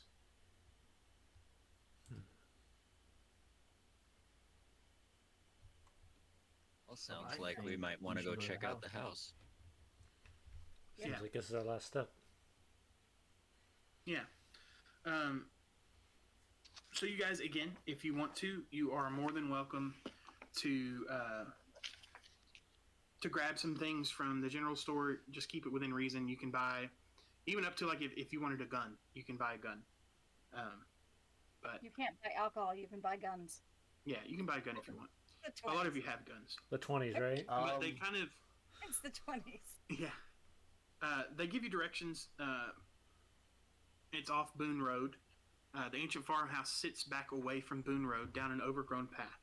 The investigators, or you guys, notice a dead tree blackened by a lightning strike in years past, which marks the turnoff for the path in the farmhouse. The farmhouse becomes visible after traveling along the path through the trees. The road is a wide, weed-grown gravel track leading to the farmhouse into the remains of a large barn. The house is of 18th century salt box design, with a high peaked roof and windows flanked by sagging shutters. While most of the windows are broken, the ones intact are filthy and resemble frosted glass due to years of dirt and dust. It's a single story structure comprising of 2 rooms with a windowless attic overhead. The roof is a little bowed, but all the shingles are intact. The whole place just exudes this unsettling energy that just something horrific has happened here. And one of the things that you note is there's no birds singing, there's none of the rustling that you normally hear, there's not even any branches swaying in the breeze. It almost seems as if the wind itself died here. And it seems when you arrive, it feels as if this house has been waiting for you for decades, waiting for the moment of your arrival. It is a strange, dark, mysterious, foreboding place. Some of the things that you notice around the outside of the house, it is summer, so it's not like there's dead leaves or anything. In the front of the house, you notice a dense, overgrown flower and vegetable garden. You notice that around the house, outside of the vegetable garden, there's a lot of weeds, tall grass. There's a trail that leads off from the porch to a small outhouse that's still intact among the trees. There's obviously the old barn where it seems like they stored their hay or vegetables, crop, seeds, whatever they needed. There's also a lean-to with logs present that seems to be where they stored their firewood, and a water well made from large stones kind of stands next to the house. The bucket and rope have long rotted away and would need to be replaced if anybody was here. If you want, you can take a look around the house. You can look a little further away from the house if you want, because there is that trail that leads off Towards the outhouse. or the barn, the house, wherever you guys want to look. Just let me know, and we'll kind of take it as it goes. I want to just go and look for the room where the magic happened, see if I can still see like a Okay. half broken pentagram on the floor somewhere. Okay, so you're going straight in. Is anybody else going anywhere else outside? I'll follow her in. Okay. Dr. Jones, Jesse. The only question that I had was the barn. You said the remains of the barn. Did it look like it just collapsed, or it looked like it burned down? It's still intact, but it's falling apart.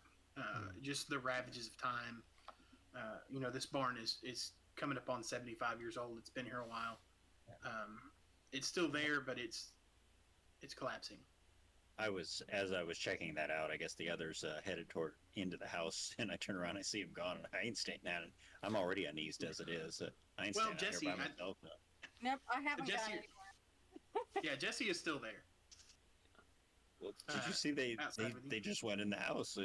Do we? Yes, I just went in the house. Didn't look around at all.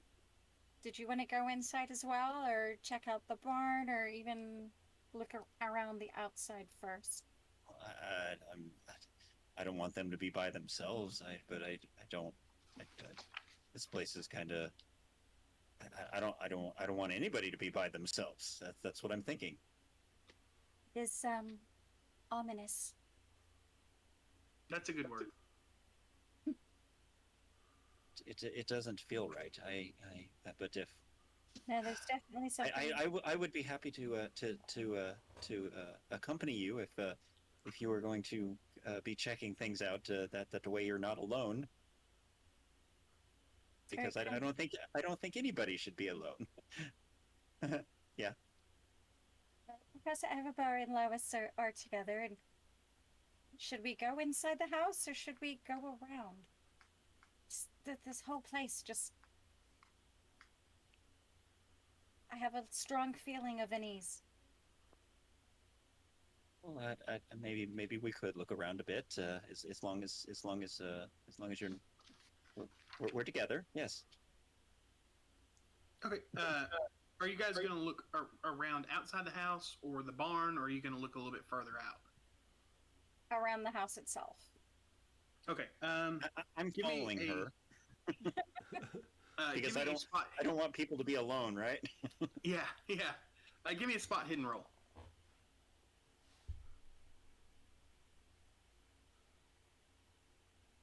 Yeah, right. That's a 91. 59. Is that a pass for you, Jesse? Yeah. No. Okay. Hidden is 50, so I missed it by 9. Yeah. So you guys, you don't see much. It is made a little bit easier. As a matter of fact, go ahead and roll with advantage, both of you, because there is something that might make it easier. So what? That's just re-roll the 10.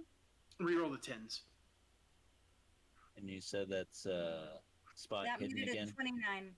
Spot Yeah, hidden. that's a 41 for me, which is a success. Yeah. That's a pass. So you guys notice there's some flies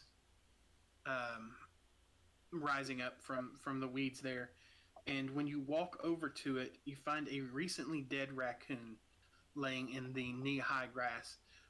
It's a 30-pound raccoon. I mean, it's a big raccoon. That's a big rodent right there. Yeah. When you flip the carcass over, it's easy to figure out why this thing died. The animal's breast is stained with clotted blood, and a large hole has been bored into the chest. If any of you would like to, you can give me a science, biology, or medicine, or natural world roll. I'm just Any of those that you petrified of prefer? what we're gonna see when we walk in this house. Because if these two are seeing this outside the house, I can't imagine what the first room is gonna look like.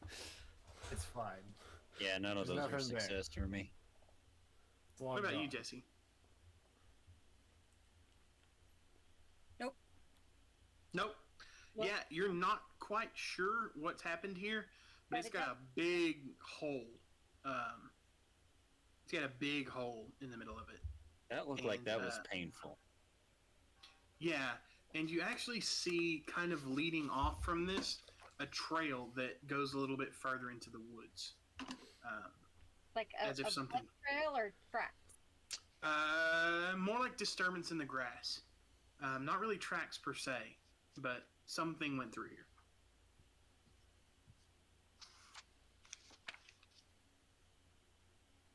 It's not comfortable in No. the leaving the others. I wonder if we should go join them. We should probably tell them what we found. That's probably not a bad idea. So you're going to ignore that path and just go back For now. to the house? Yeah. Okay. Yeah, I think Yeah, so you guys kind of head back, and are you going through the front door or the back door, or which way are you guys breaching this house? Front door. so. Follow the direction the others two went, which is probably the front door. Yeah. Yes. You're going through the front door, Lois? Yeah, absolutely. All right, stepping through the front door of the farmhouse. The front room is dirty and long untouched. A foul odor greets the visitors. Dust lies thickly on the furniture, and empty shelves with dead leaves and detritus cover the floor. An iron stove rests against the wall, and the ventilation pipe is still connected to the outside. There's a round table with chairs near the stove. The wood on the floor is warped and stained, the result of water leaking through the roof and ceiling. Rot has eaten away at the table. An old couch and a matching wing chair. Perhaps these moldering pieces of furniture are the source of the foul odor in the room. Near the entrance to the second room is a narrow opening in the floor, revealing a steep flight of stairs leading down a cellar. And I want everybody who's inside the house to make a listen roll. We're not there yet.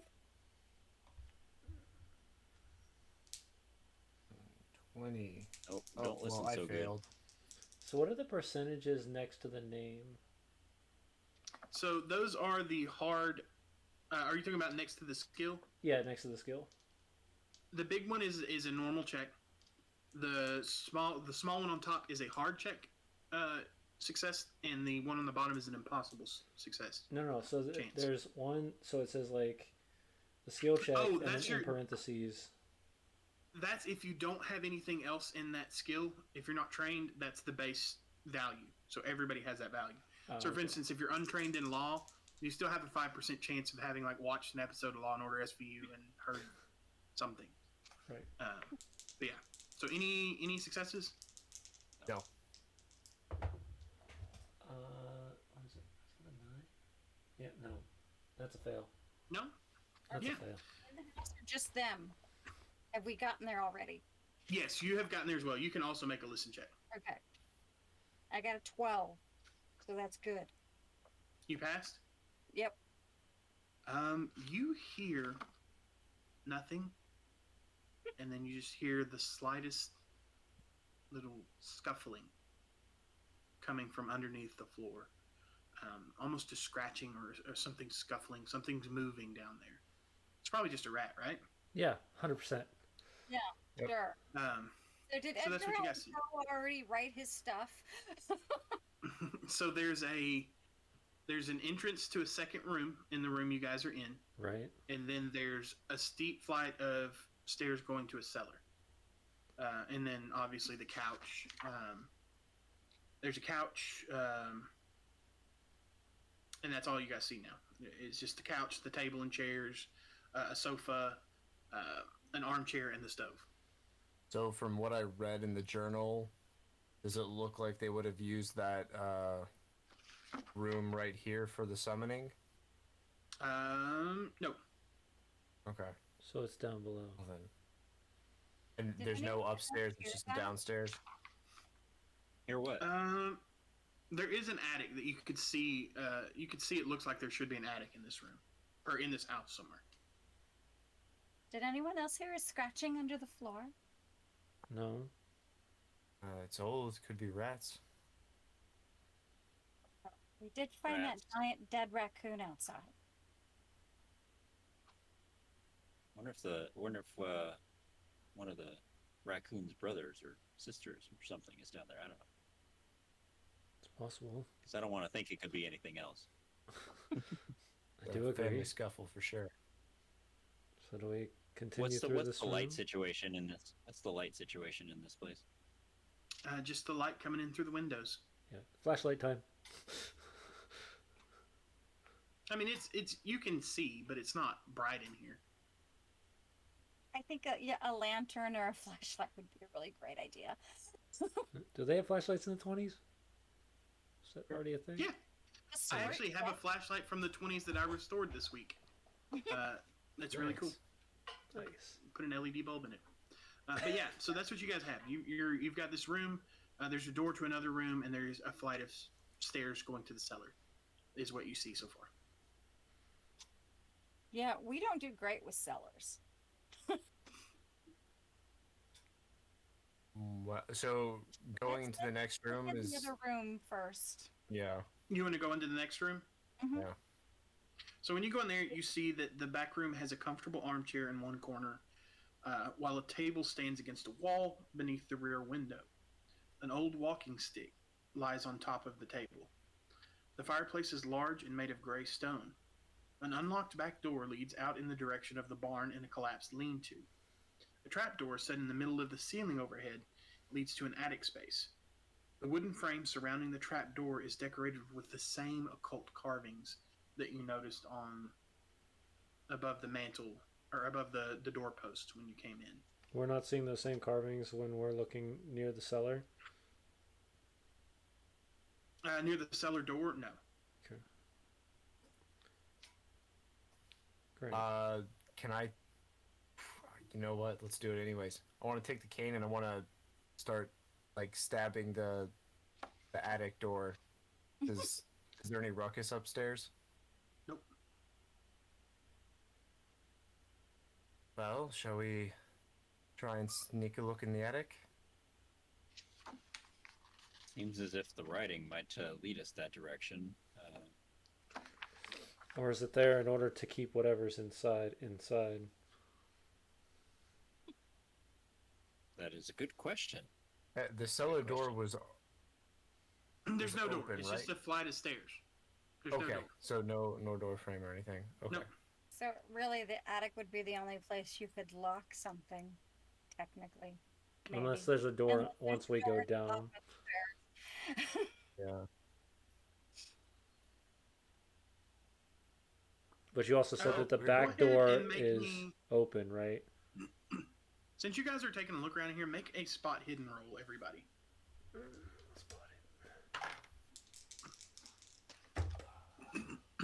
34. That is I a success. Succeeded on that one. I got a 13. All right. You guys all notice a set of muddy boot prints on the floor coming from the back door. Going So out the back door or into the here? In from the back door. They do look recent. In addition, you see that the fireplace in there contains embers of a recent fire, possibly within the last day. You also see a thick woolen blanket has been tossed beside the fireplace. There's an empty can of Campbell's pork and beans. Nearby, a dirty tin spoon that looks like maybe something surplus from World War One, sticking out of the can. And there's still traces of the sauce, like on the floor, that still look fresh. We got ourselves a hobo. Apart from the walking stick on the table, there's a large piece of worn and wrinkled fabric on which rests a half-full penny box of wooden matches, as well as a small piece of soap, a tin cup, a screwdriver, a can opener, a jackknife, and the stub of a candle. And these aren't covered in any sort of dust. They seem to be recent. Yeah, you would think that at least one hobo has been here within the last day. Okay. Well, either he was here and left, or he was here and was removed. Probably not like that raccoon. Is the attic door like latched, or is it like a pop up and push out sort of thing? Yeah, it's like a pop-up thing. Yeah. All right. I'm just gonna do it. You can't unless you get like a chair or something to stand on. Can't even reach it with the cane I The have. cane to push up. Oh, you can. Yeah, you can absolutely do that. Nothing happens. The door doesn't move. Oh, the door moves. Yeah, Okay. but nothing. Nothing jumps out at you. Nope. Yeah. No. Okay. No 10 tentacled creature with comes out at you. Nope. Well, I feel like we're back in the aliens game again. I'm pushing who's doors, brave enough to go pushing up doors there? open, waiting for things to jump out at me. It's very tense, huh? Yeah. Yeah. We need to hook you up with some mystery music during this one too. Sit in the background. I know. I looked for some royalty-free stuff, and I just Yeah. couldn't find it. We'll plan better, especially if the audience enjoys this. We'll definitely come back to this with some more updated creepiness. Yeah.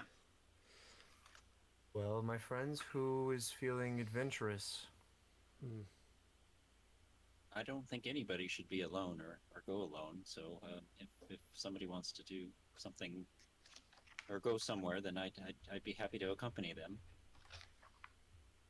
See, it's not just me. Oh, great. I'll need you as a stepping ladder, as it were, to get up there, and then you can come follow. Why don't you Well, just that- move the chair over?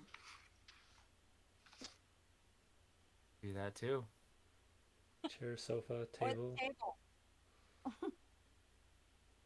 Yeah, I guess I'll move the table over so I can climb up there. Okay. You climbing up? Mm-hmm. Yep. You sticking Not a your care head in the up through world. the attic? Yep, she's sticking her head in the attic. Yep. All right. 100%. As soon as you poke your head up, You shine your flashlight around in there, and all of a sudden there's a swirl of detritus and a rushing, charging noise as something slashes at your face. Go ahead and make me a dodge roll. Dodge roll. A surge of what did you say? Debris. Of rushing wind and like the Ah. detritus and the dust and everything in there just. Oh, nice. Yep, that's definitely a fail. All right. It's a big word. Like it. Cool. That's bad. You're going to suffer 72 You will points suffer. of 72 points of damage at your level. I rolled really low. 4 points of damage, and then when you hit the ground, you take an additional 2 points of damage from falling on your ass. Okay. Everybody, go ahead and make me a sanity roll, Oh boy. because when he falls down, his face is cut to ribbons, or her face. That's Ugh. 81. Sanity roll. 45. Okay, that's freaking me out right there. What has happened to her face? I fail. Samesies. 35. 35. So if you failed, let me know. Failed. You're going to take 3 sanity loss, and then you're also going to take some additional sanity loss Okay. because it hit you, Sure. and you saw what was up there. So you're going to take 2 more sanity loss. Okay. Are you dead? No. I got Okay. half my health left. Okay. Yeah. So with that, the lid falls back down, and everything falls quiet again. Let's not Okay, go I'm back. kind of trigger happy. I'm gonna pull out my 38 and I'm gonna start firing at the ceiling. Yeah. Go ahead. So you start firing. Nothing seems to happen. Make me a weapons. What is it? Is there firearms? Too far. Yes. Make me a firearms handgun roll. Firearms, handgun. Okay. Oh, that's not bad. That's an 11. And my firearms handgun is 40, 20, and 8. So yeah, you and you rolled a what? 11. 11. You miss. Unfortunately, that was a hard check because you're shooting at something that you haven't seen in a place that you can't see. Yeah, just blindly shooting. You didn't yeah, shoot but- anybody else. Yeah. Yeah, you didn't I- shoot anybody else. Wait, he No, missed. I just pulled out my gun and started shooting at the ceiling because that her slashed up face is kind of freaking me out. Wait, he missed Yeah. that? So yes, he missed because Oh. he was shooting at something he couldn't see and hasn't seen. So it was a near impossible skill check. Oh, it was a near. You Uh, said hard, and I was like, but he yeah. he got hard. No, it was difficult. It was near impossible. Okay. Because it's not touching the floor. Like Right, there's no yeah, I get it. footprints. Yeah. But as that happens, you notice that from downstairs in the cellar, you hear a scrabbling, and you guys turn around just in time to see a man bolt up the stairs and start running out the door. And this man The front door? looks like. Yeah, the front door. Hobo. A hobo. A man run. You couldn't tell whether he was the hobo or not, or assumed hobo. He looks like he might be a hobo. I mean, he's dirty. But your friend was just attacked by some sort of invisible monster, so you might not have gotten a great look at him. Yeah. You kind of just wheeled around after that. Oh, excuse me, sir. Stop. He's running. He ain't stopping for nothing. He's not stopping. No, he doesn't have any. He doesn't have a nightshirt on, right? No, Oh, okay. it's not Dr. Armitage. Hey, You can Had try to to stop ask. him if you want. I personally am not going to stop him. I'm busy shooting holes in the ceiling. I'm rolling around on the floor. So, You have been slashed. Yeah. yeah. I'm Everybody's going letting to, him go? Yes. All right. He's just gone. I'm going to. He takes off screaming into the woods. I'm going to lean down and try to find some sort of cloth that doesn't seem completely covered in dust and help Yeah, wrap you can parts take of. his yeah, you can take the kerchief that was part of his hobo bindle and Okay, like use it as some sort of bandage. okay. Cover up the nasty scar that goes like halfway across your face, and the ribbons that are coming Yeah. up the one side. Yeah, You're it's not, not great. you're not looking good. Suppose anybody's got a first aid kit. Probably should have picked one of those up at the general store. It around.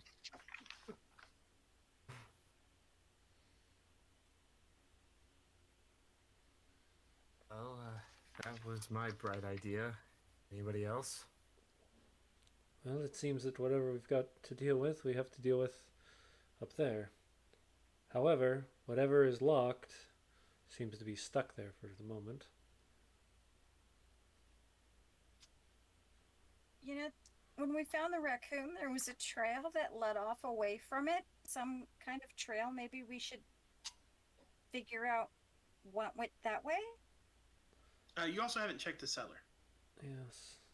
Well, the hobo was downstairs. And he didn't seem Should to we be. look? Well, maybe we can at least see what he's hoarding down there, if nothing else. Maybe we can find at least the symbol that we're looking for and then take our time to understand that. It's a better idea than going back up there. All right, I guess I'm gonna grab the, click out my flashlight and go down the stairs. Yeah, so as you make your way downstairs, you notice that the cellar has a small, it's a small room and has a low ceiling. It's cooler than the house above and smells of dirt and dust. There's a pair of chairs against a wall at the base of the steps, and a table with a missing leg resting on its side. Shelves line one wall. Cans and boxes sit on the shelves, each holding the long spoiled remains of foodstuffs. Several tins of tea leaves lurk amongst the cans, complete with a silver tea set, now long tarnished. There are a few cast iron pots and pans for cooking, and sets of tableware for eating. Additionally, on the lowest shelf are a few bottles of containing good liquor. Ooh. By the steps leading into the cellar is an old but still sturdy 8-foot ladder. Behind the steps is a pile of lumber, a bag of rusted nails, and a wooden box with some old tools.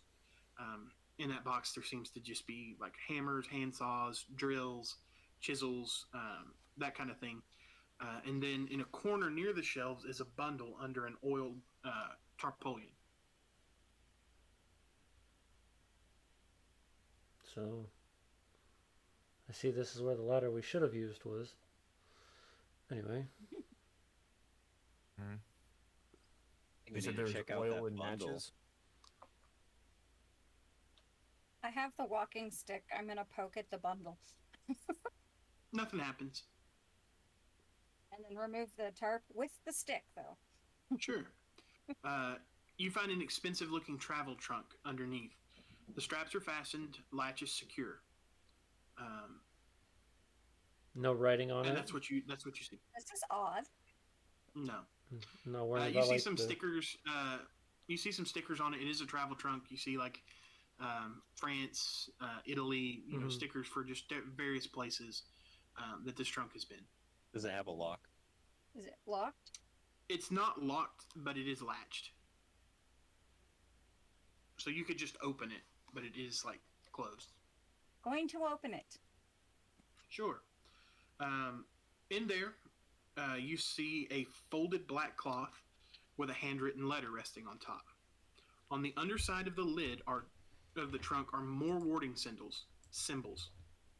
Within the trunk are the materials mentioned in Rupert Merriweather's journal, which are 6 folded black robes, a cigar box, and a sheaf of yellowed papers.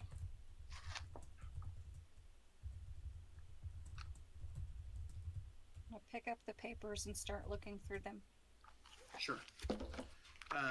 On the paper, you see a note that says, "I don't know why I'm putting this down on paper. It's probably a bad idea, but I feel I need to leave some kind of explanation for my actions and intent.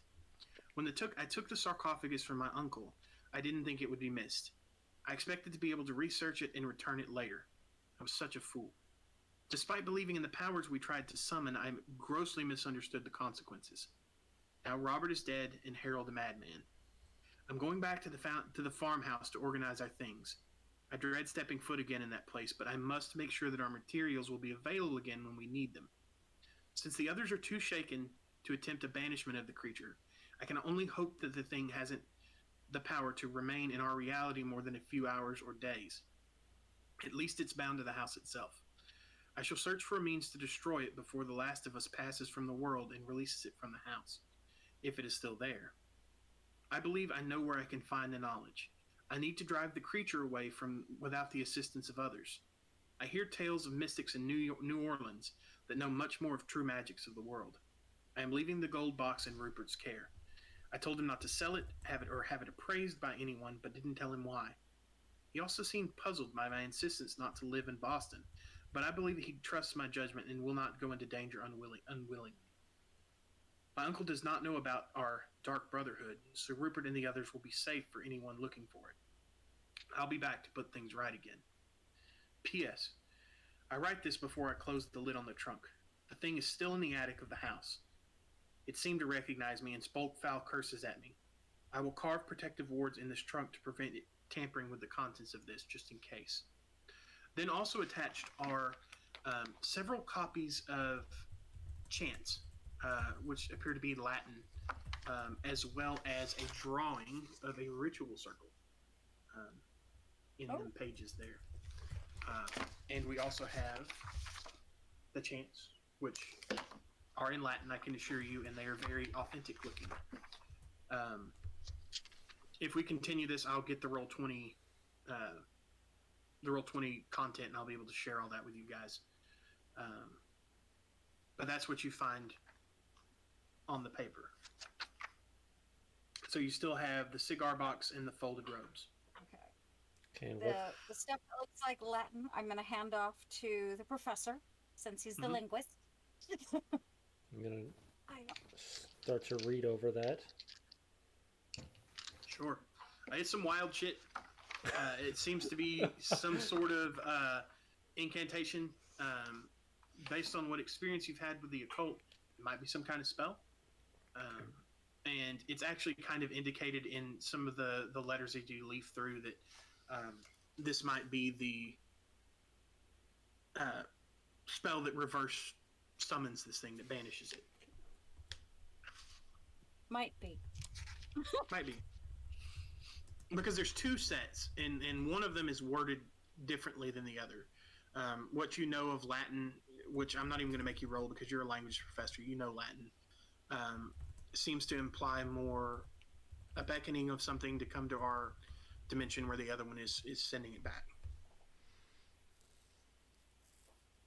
Professor, can you make heads or tails of this writing? Well, it seems that we've got two different summoning circles here. One will bring this creature here, and another will get rid of it.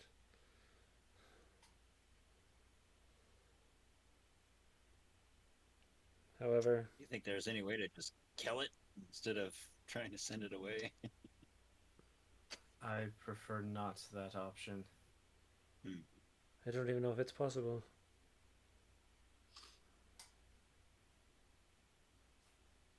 I'll take the cigar box and open it up. Are there cigars inside or something else? No. The box and brand of the cigar box dates back to the 1870s, but inside is a small metal canister containing a coarse and brownish powder and a smaller wooden box with a sliding lid. Within the small silver box is a silvery, almost talcum powder-like substance.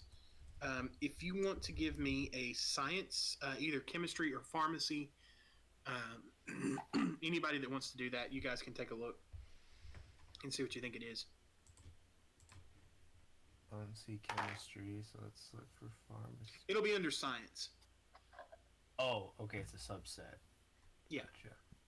Nope. Yeah. Oh, My I science don't- is 1%, so no, I'm not bothering. Yeah. So Apparently I'm not good at that. nobody's got yeah, anything. Nothing. So you're not quite sure what it is, but you have read in the journals that there were 2 powders mentioned in the journals. One was something that he threw on the fire to make it change colors, and the other was something to make the thing visible. Yeah. Okay, so we've got a brown and silver powder. As a matter of fact, since we have somebody with 1 Cthulhu mythos, go ahead and roll me a Cthulhu mythos. Oh shit! Come on, this is where I need to. That's a 53. Nope, no idea. Now, if we go through the journal, is there any sort of statement of color for the powders of which one he used to bring the one to visibility? Yeah, I'm actually going to say that, yeah, he does mention that it was a fine powder that was thrown at the monster. And you have one here that's a fine powder and one that's a kind of coarse, almost tobacco sort of heaviness. And further on this paper, as you're combing through them while they're examining this powder, the sheets discuss the procedure of the ritual itself, which takes about an hour to perform and must be started at midnight.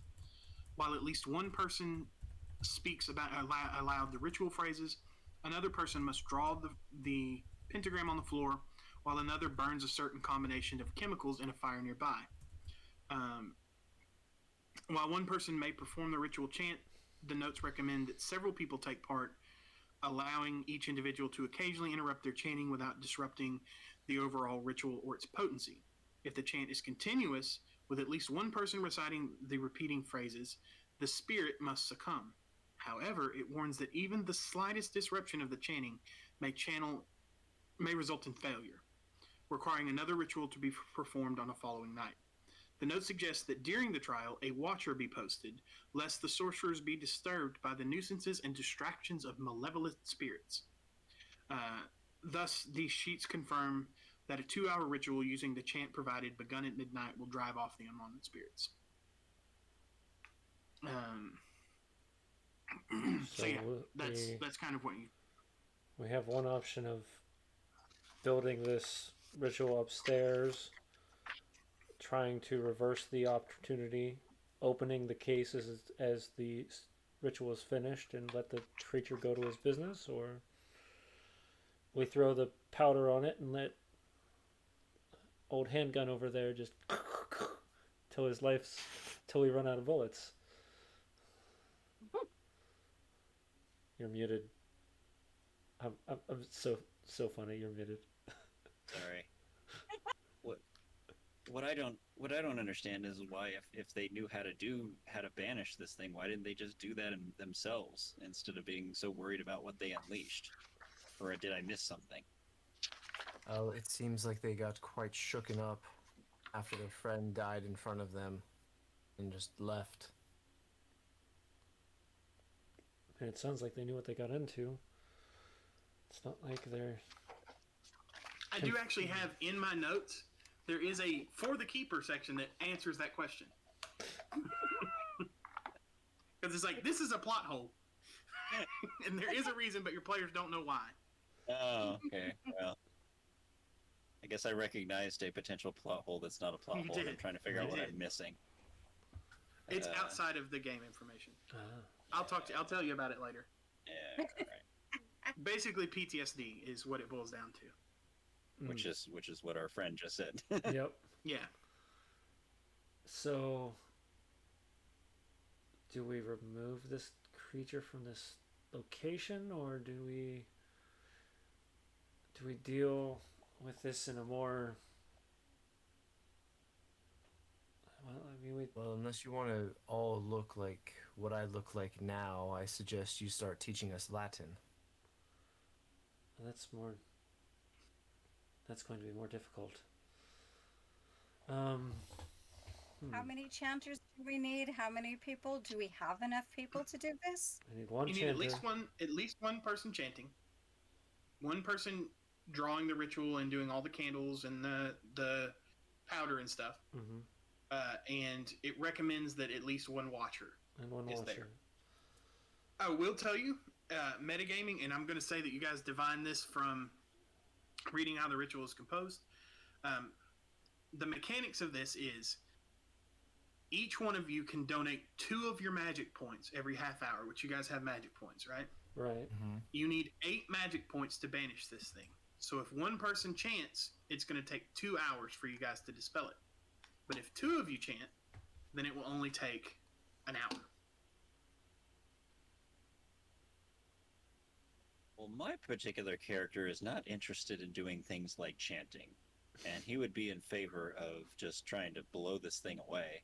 But if everybody else overrules him, he's not willing to go against their decision. But he would be more than happy to stand watch because he is afraid of anybody else disturbing the ritual. So there's that. Do we continue to search, or do we try to remove this beast from this realm? I say we remove it. That's why we're I think here. the pressing need is to get rid of this thing. I mean, look what it did to her face. Is that going to heal? Is that ever going to heal? I don't know, but I don't want to see it that way. There's also the pathway that you guys didn't explore Right. away from the raccoon. Which I'm We trying can't to just decide. None of this is mandatory, but I will say, you guys, if you're going to do the ritual, it's still not dark yet, so it's going to take several hours Okay. of waiting and preparing anyway. But if you want to, you can venture out, or we can just fast forward it. Didn't the ritual say it had to be started at midnight? It has to be Yes, started. the ritual has to be started at midnight. And we still have a few hours left, so we can look around to see what else we have. If you want. You don't have to. Well, we went and saw what's his face, who didn't want to talk to us in the morning after breakfast, so it can't be that late in the day Right. yet. No, it's not. It's a little after. It's in the afternoon. It took you guys a little while to get here. Or But, yeah. or do we go make it an appearance again with the doctor, show him what we found, legitimately points at Lois. It is about a half day's journey from here to there, so it's going to take you a while Oh, okay. to get there and back. So you could do it tomorrow if you would like, and that's perfectly fine. But it is going to take another day. I don't think we have another day. I agree. If the man died I really think we need yesterday, to I get think rid of we're this weakening. Whatever ward they put on this thing has been weakened every time one of the members has passed away. He was the last. And he was the last, which means it's as weak as it can get. So at this point, it's how much longer until it's completely worn, or how much longer until the beast figures it out. And thank God we're 2 stories down, because I would hate to say that out loud.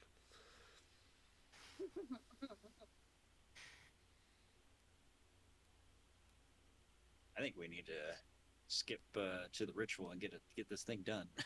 Okay, That's what I we think. can absolutely do that. Plan out for a meal at some point in there. Because we're Yeah. not going to make it through the hours of chanting.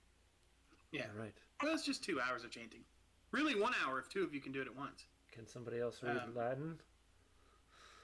Yeah. Well, you can just repeat it, just phonetic it. Oh, okay. We don't have to understand it. You just need to pronounce it for us. Yeah. Yeah. Do I get to chant this? Because now I'm kind of like excited you and want scared to. at the same time. If you want to, I can absolutely send you a picture. We get to put these ropes on while we're doing it. Yes, you absolutely can. There's 6 sets of robes. No, I'm not doing the ritual. I'm standing watch. Right. Right. Yeah. Well, as a superstitious person and willing to help out with the chant, I will definitely take one of the robes and make it more potent. True. If nothing else, we bind ourselves back to this place and make sure that this thing is. The ritual is Released. in Carnival. Hold on. Let me grab my phone. For anybody that wants it, it's on Discord. All right. I'm rubbing my medallion for Saint Christopher Yeah. as a good luck charm because I'm I need to make sure that I can keep a solid watch here. We cannot be interrupted. So, you guys, time comes to midnight. The preparations are all made. And you start to hear some loud noises coming from the ceiling of this thing, just shrieks of pain and terror. And then you start to hear screams coming from outside. And these screams, some of them are animal, but some of them are just this ungodly, unholy scream that's inhuman. And these noises seem to be surrounding the house. And right as that happens, you actually hear a whoosh of air come in, and the attic begins to shake even more violently. Close the doors, prepare for hell. Let's do this. Yeah. Uh-huh. I want you guys to all go ahead and give me sanity rolls. Oh boy, let's do it. We're doing good so far. I'm low on Here that. comes my 100. Boom. Oh, 54. Pass. Still a pass. If you fail, take 3 sanity damage. Oh, I'm sorry. If you fail, take 5 sanity damage. If you succeed, take 1. Oh, I've lost my first one. Oh, At this point, you guys hear this screaming coming from outside, and Dr. Jones, while they're all chanting, and Jesse is like tending the fire and throwing these herbs at the candles that are lit everywhere on these tapers around the pentagram, and they're bursting into this green, awful fire with this terrible caustic smell. You look outside, and you see the bodies of these raccoons start rising up and just screeching and start slowly marching towards the windows and the doors of this house.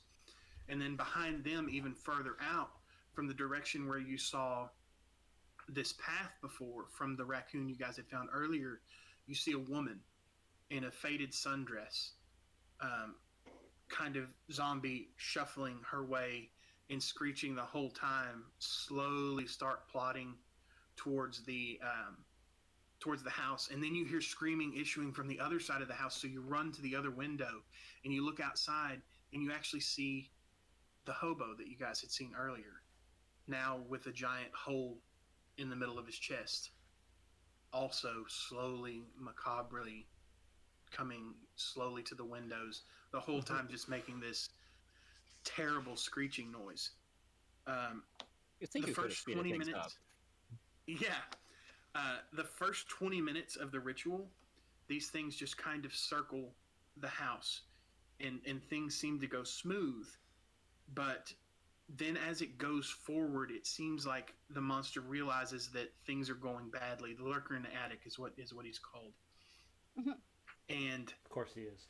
the old house begins to sway and creak, and this black ooze starts dripping down from the ceilings. And at this point, I want everybody to make another sanity roll. okay. This isn't good. Well, that's a fail. 58, just passed. Good. If you passed, take 0 loss. If you fail, take 3. Oh my god. And everybody, I want you to make a Damn it, right? well, make a luck roll as well, everyone.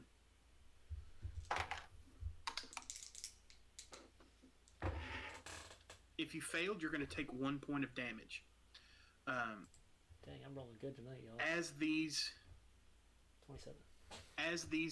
as time goes on, you start to see that the woman and Red Jake, as his name really is, the hobo, are now at the window, clawing on the outside of the window, screaming for help, and just begging for you, please let me in, help me, crying these unhuman noises. I want you all to make me a spot hidden roll. Go away! Nobody's here. We don't want no cookies. I know, right? Oh, not on that one. Fail. Yeah. 7. Nope, fail. Yeah. I better- You I got a 7. you actually notice that these things don't seem to be able to move into the space. They don't seem to be. They're definitely clawing against this window and not being able to get in. Um, there seems to be some sort of protective ward here. And Dr. Jones, you notice that these things have figured that out, and you actually see that the raccoons are starting to scratch into the wood on the where these protective wards were, like they're trying to destroy them so that they can get into the house. Do I have knowledge enough to be able to maybe scratch those wards into the area around the floor, the perimeter of where we're at, enough to basically the thought is to scratch them in the floor to see if I can keep the wards intact. Yeah, sure. Go ahead and make me a difficult occult roll. Difficult occult roll, huh? Mm-hmm. Oh no, that's not going to work. That's a 93. Ooh. Yeah. Unfortunately, with the panic of this happening, you're unable to collect yourself enough to be able to make those carvings. What's going on over there?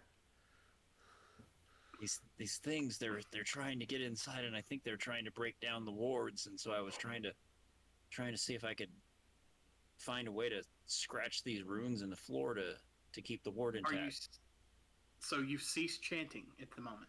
Well, there's two of us chanting, so I'm going to hold. Yes. So I'm going to give that pause for 2 seconds to ask him a question, and then keep going. So the ritual moves a little further along with these things just banging on the windows, and they actually manage to smash in the windows. And now they're reaching their hands in, trying desperately to grab anything.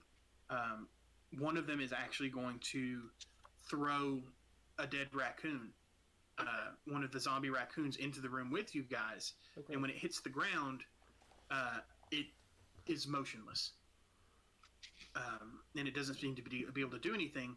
And these, you see now, Red Jake and Maggie are both just throwing these raccoons constantly into the room. And you're unsure as why. What are you guys doing now? Really, Dr. Jones, what are you doing? Yeah. Because the other three of you are involved in doing this ritual. Yeah. Can I go pick up one of the raccoons and throw it back out the window? Yeah, absolutely you can. Okay. Can I pick up all the raccoons and throw them all back out the window? They're as fast as you can throw them in. They're throwing them out. They're trying to throw them back in.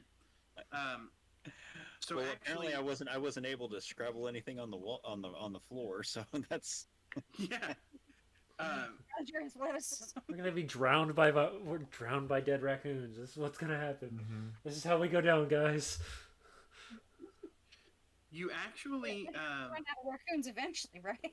I know. I grabbed the liquor from below. As things get closer, you smell this smell coming down from the attic, and you almost see these vapor lines go down to the raccoons. And they're reanimated, and you start seeing them twitching and jerking back up. It seems like the lurker, even though he can't bring these things through the wards, he can reanimate them trapped in the wards. Kick them. So now you're staring down two of these zombie raccoons with less than 5 minutes left of chanting. Boom! Pull out the gun and shoot them. Yeah, just start shooting them. Go ahead and make me a firearms roll. You can do it. You got this. Come on, don't wet yourself. No, that's a 95. Goodness wow, gracious, what do we pay you for? Oh no! I'm terrified. Yeah, nothing. So at this point, the raccoon is going to run up and try and bite you. Okay. Raccoons. Why does it have to be raccoons? When it tries to bite you, its bottom jaw actually snaps off, and nothing happens. Yeah. Okay, that's also he that's rolled a 96. That's just wrong. So now, with the last minute, because we're getting close to the end, I'm going to speed us up here a little bit. You actually see that the raccoons all drop limp to the floor, and you see this dark liquid start seeping even more concentrated into the middle of the ritual circle. It seems that the lurker has been drawn into your circle and is weakened. Um, and give me one second. I have to look something up. Avery. I'm sorry, Wentworth. Yes. When this thing starts coalescing, this goo starts coalescing in the middle of the floor, Yes. you can actually see that it is forming into your late wife, Janet. Oh, you bastard. How did I And know? she's standing there. She's standing there, and she's begging you, please, don't do this to me. If you make them stop, just stop the ritual. And if you do, I promise that I can come back. I can come back to you. And we can be together again. Isn't that what you want, Wentworth? More than anything. But thank God my sanity has been decent all night. So, whew. Go ahead and make a psychology roll. Oh boy, I'm okay at that. 20. So that's a pass. So you see through this thing's disguise, and it recognizes and it starts to snarl and growl, and it says, if you won't do it for her, then perhaps I can offer you some knowledge in exchange for letting me go. I promise that I won't harm you or your friends. All you have to do is stop them now. As this voice is coming into your mind, and he offers you, real talk, in game, 5 points in Cthulhu Mythos, permanently added to your character sheet if you stop this ritual. Oh. He says that there is a book hidden somewhere in this house, and that if you will just stop the chanting, that he will reveal that information to you. I want to see the book first. I can't leave this place. I'm trapped. Then tell me where it's at. No, you have to make a choice now. There's just a few seconds left. If You they have to complete make a the choice, chant, so you no I'll longer be are gone. here. I'll be gone forever. Then damn for you to be gone. If you not show me the book, then you go back to where you come from. Okay, so you're ignoring this cry, Yes. this deal. Well, I'm making a deal, but if So- he doesn't want to accept the deal, that's his own choice. With that, you guys finish the last few minutes of chanting, and the monster begins to scream in agony and starts writhing. And with that, right before he disappears, you can see his true form as these tentacles just burst out everywhere. And this thing just seems to be nothing but maws, just gaping mouths and tentacles flailing everywhere. Everybody is going to take 6 points of sanity loss. Oof. No save. No save. Ruthless. And then, with that, the creature is banished and sinks into almost a singularity.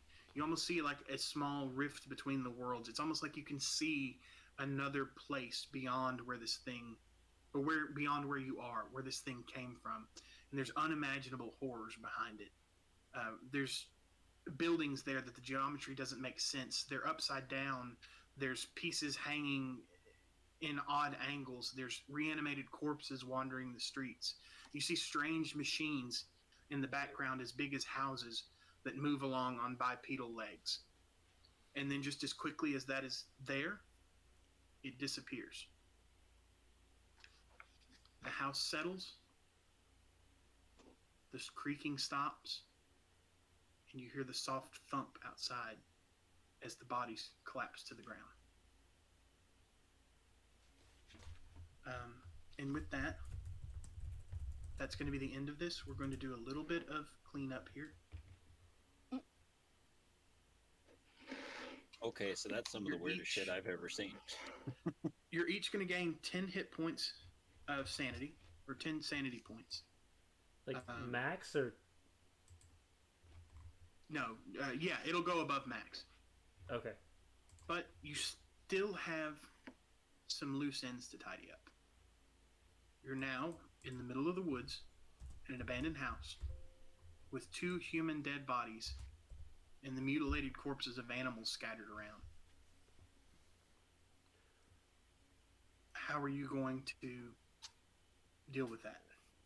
In the basement, you said there were matches and oil? Burn it all. There are, yes. The Red Jake had left some stuff here. Yeah, that's exactly what I'm doing, is dousing the place with as much oil as I can, and It doesn't matter what game you play. You always burn something. Is this how this works? Yeah, we gotta gather up all the corpses and drag them in the house too before we burn it down. Gotta Yes. get Sure, it, sure. burn all the evidence, Into burn the it house. all. Burn it all. So you guys take the next couple of hours to gather all of these bodies and you pile them up and you do the best you can to make it as respectful as possible. But in the end, you end up dumping a bunch of Kerosene. oil and Yeah. kerosene and striking a match and Wait. Before we do that,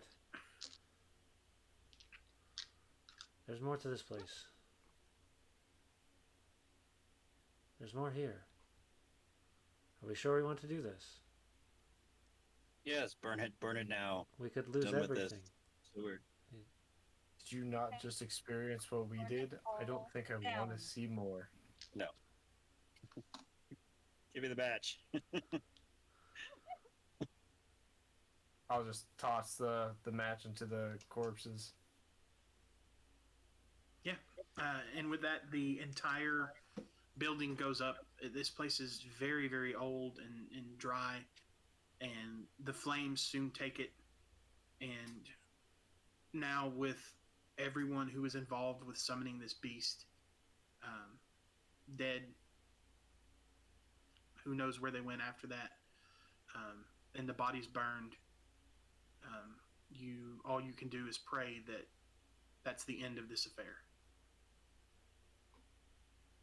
No kidding. Yeah. There's more to this. The place is burning. Jessie takes out the pocket Bible left by her father and reads passages. Yeah. That doesn't help. Right, kind of thing. It makes you feel better. It makes her. But yeah, feel that's where we're going to end the story. I have taken, so just a heads up, I've taken all of the parchment that I used for chanting. Okay. Yeah, you guys have taken what supplies you wanted, and that's where we're going to leave it for now. There is more to be done. There are more investigations in relation to this. This is not the end. It's just the beginning of your introduction into this world. Oh, So I hope you guys enjoyed it. Yeah, no. Yeah, Yeah, no. and- I'm already hooked on my character. I already want to find out more knowledge. You are lucky. You all are absolutely lucky. I didn't just throw you all under the bus and find out what this creature do. Dr. Jones would have shot you. He probably would have. There is some character advancement stuff that we can take care of if we ever want to come back to this. Skills are going to improve. Cthulhu Mythos will improve.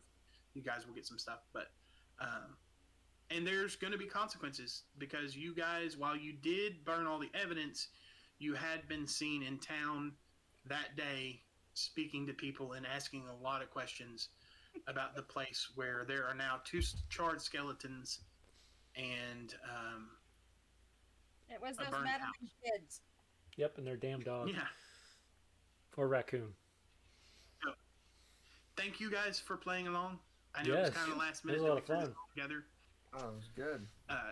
We're learning a Casey, new thank system. you for joining so- us. Sure. Yeah, Thanks for having me. absolutely. Yeah. But with that, Wizard wants it's to know late. how your sanity is, Casey. He's hurting. Sanity. Actually, it went back up after we got 10. I mean, Yeah. it's actually up slightly higher than it started with, to believe it or not. But it So was a I bit know fun. this D&D. This is different than D&D because there's not so much combat. It's more of a puzzle, and you guys had all the correct pieces. So when it came down to it, that final combat is easy. But if you don't have all the information or you don't have all the pieces, then it will just kill you. As a matter of fact, you came very, very close to just being instantly killed when you stuck your head in the Sure. attic. If it had rolled Yeah. just a little bit higher, it would have hooked you in by the skull, pulled you into the attic, and consumed you. I got So- really lucky then. I could dodged a bullet Yeah. for sure. Yeah. Well, But yeah, as so you that's. Go ahead. I was just going to say, as you may have noticed, that Dr. Jones is kind of a coward. But Yeah. And that's kind of how this goes is in Arkham, in Call of Cthulhu, this is very much a starter adventure. You need to just, like, dip your toes in. You guys don't know any magic yet.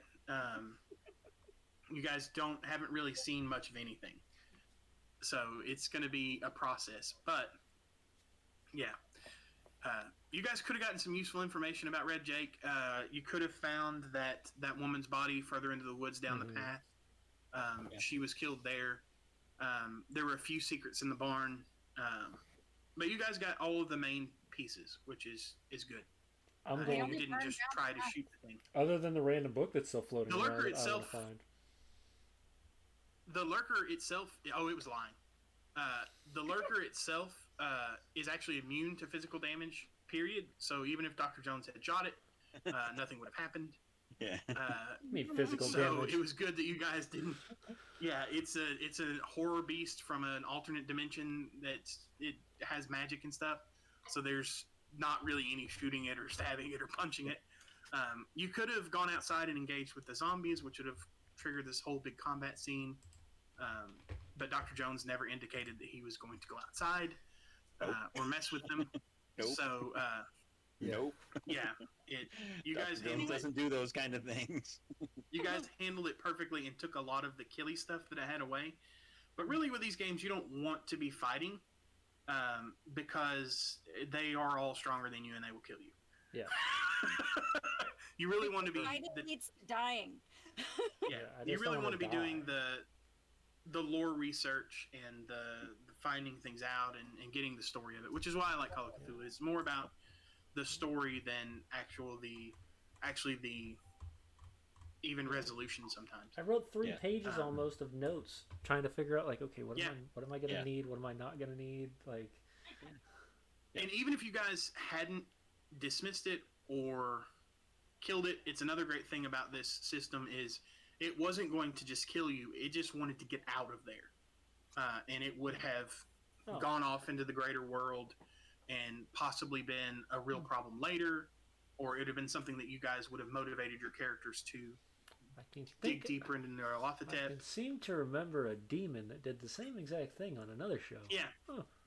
Yeah, but this is Let that pretty. one out. Yeah, this one is pretty. No, that was actually not me. But there's a lot more opportunity for story, which I really like. Which is another thing we love about Voodoo Cube is there's a lot of cool mysteries going on that we're having to solve. Yeah. Which I guess is why I was attracted to this. But if you guys want to do this again, we'll Yeah. do it again sometime. No, definitely. I will. It'd be kind of cool to, put some characters behind. Actually, like each of us flesh out a character, have a little bit of fun with it, and yeah, we'll do a little. Yeah. I don't know, young Cthulhuites or something. I don't know, something crazy like that. The young. There's some really Academy. cool. The building of the characters is actually really fun and pretty simple. And so we might even build some characters. There's rules to play it in modern day, so if we got really into it, we could all build characters for ourselves in the modern time and Oh, play. that'd be There's kinda rules fun. for all different stuff. I'd be down to playing But I really like the 20s. yeah, I'd be down to playing it. Is why I tend to play it in. Ridiculously. Yeah, the 20s are cool. Like I said, I don't know a lot about the 20s, but you know. Yeah.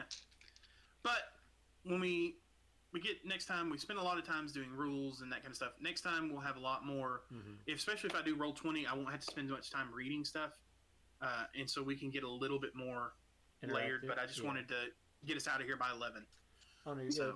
And not to mention, like I said, we've also got the fact that once we get it on roll 20, we can show up the images and the pictures and stuff on for the audience and stuff like that. And if we do this, continue to do this again, we're definitely going to make sure that the audience gets involved a little bit more, because I think this is kind of a cool game to play with the audience rather than D&D where you get a couple polls here and there. But this one's allows them to throw out their ideas of what could be the way to solve the puzzle and stuff like that. So thank you for dropping by, Elphinius. If you want to, if you're still here, if you want to play next time, let me know, and maybe we can work out a time and get you in here and let you be creepy, because you're going to handle the creepiness way better than I can.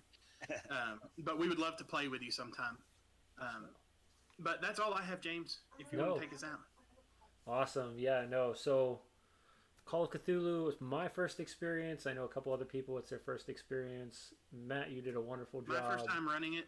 So we are definitely going to dive into the madness again in the near future, as this was a lot of fun. It allows me to step away from the gaming chair, allow somebody else to show off their talents. And until then, may you all have a wonderful week.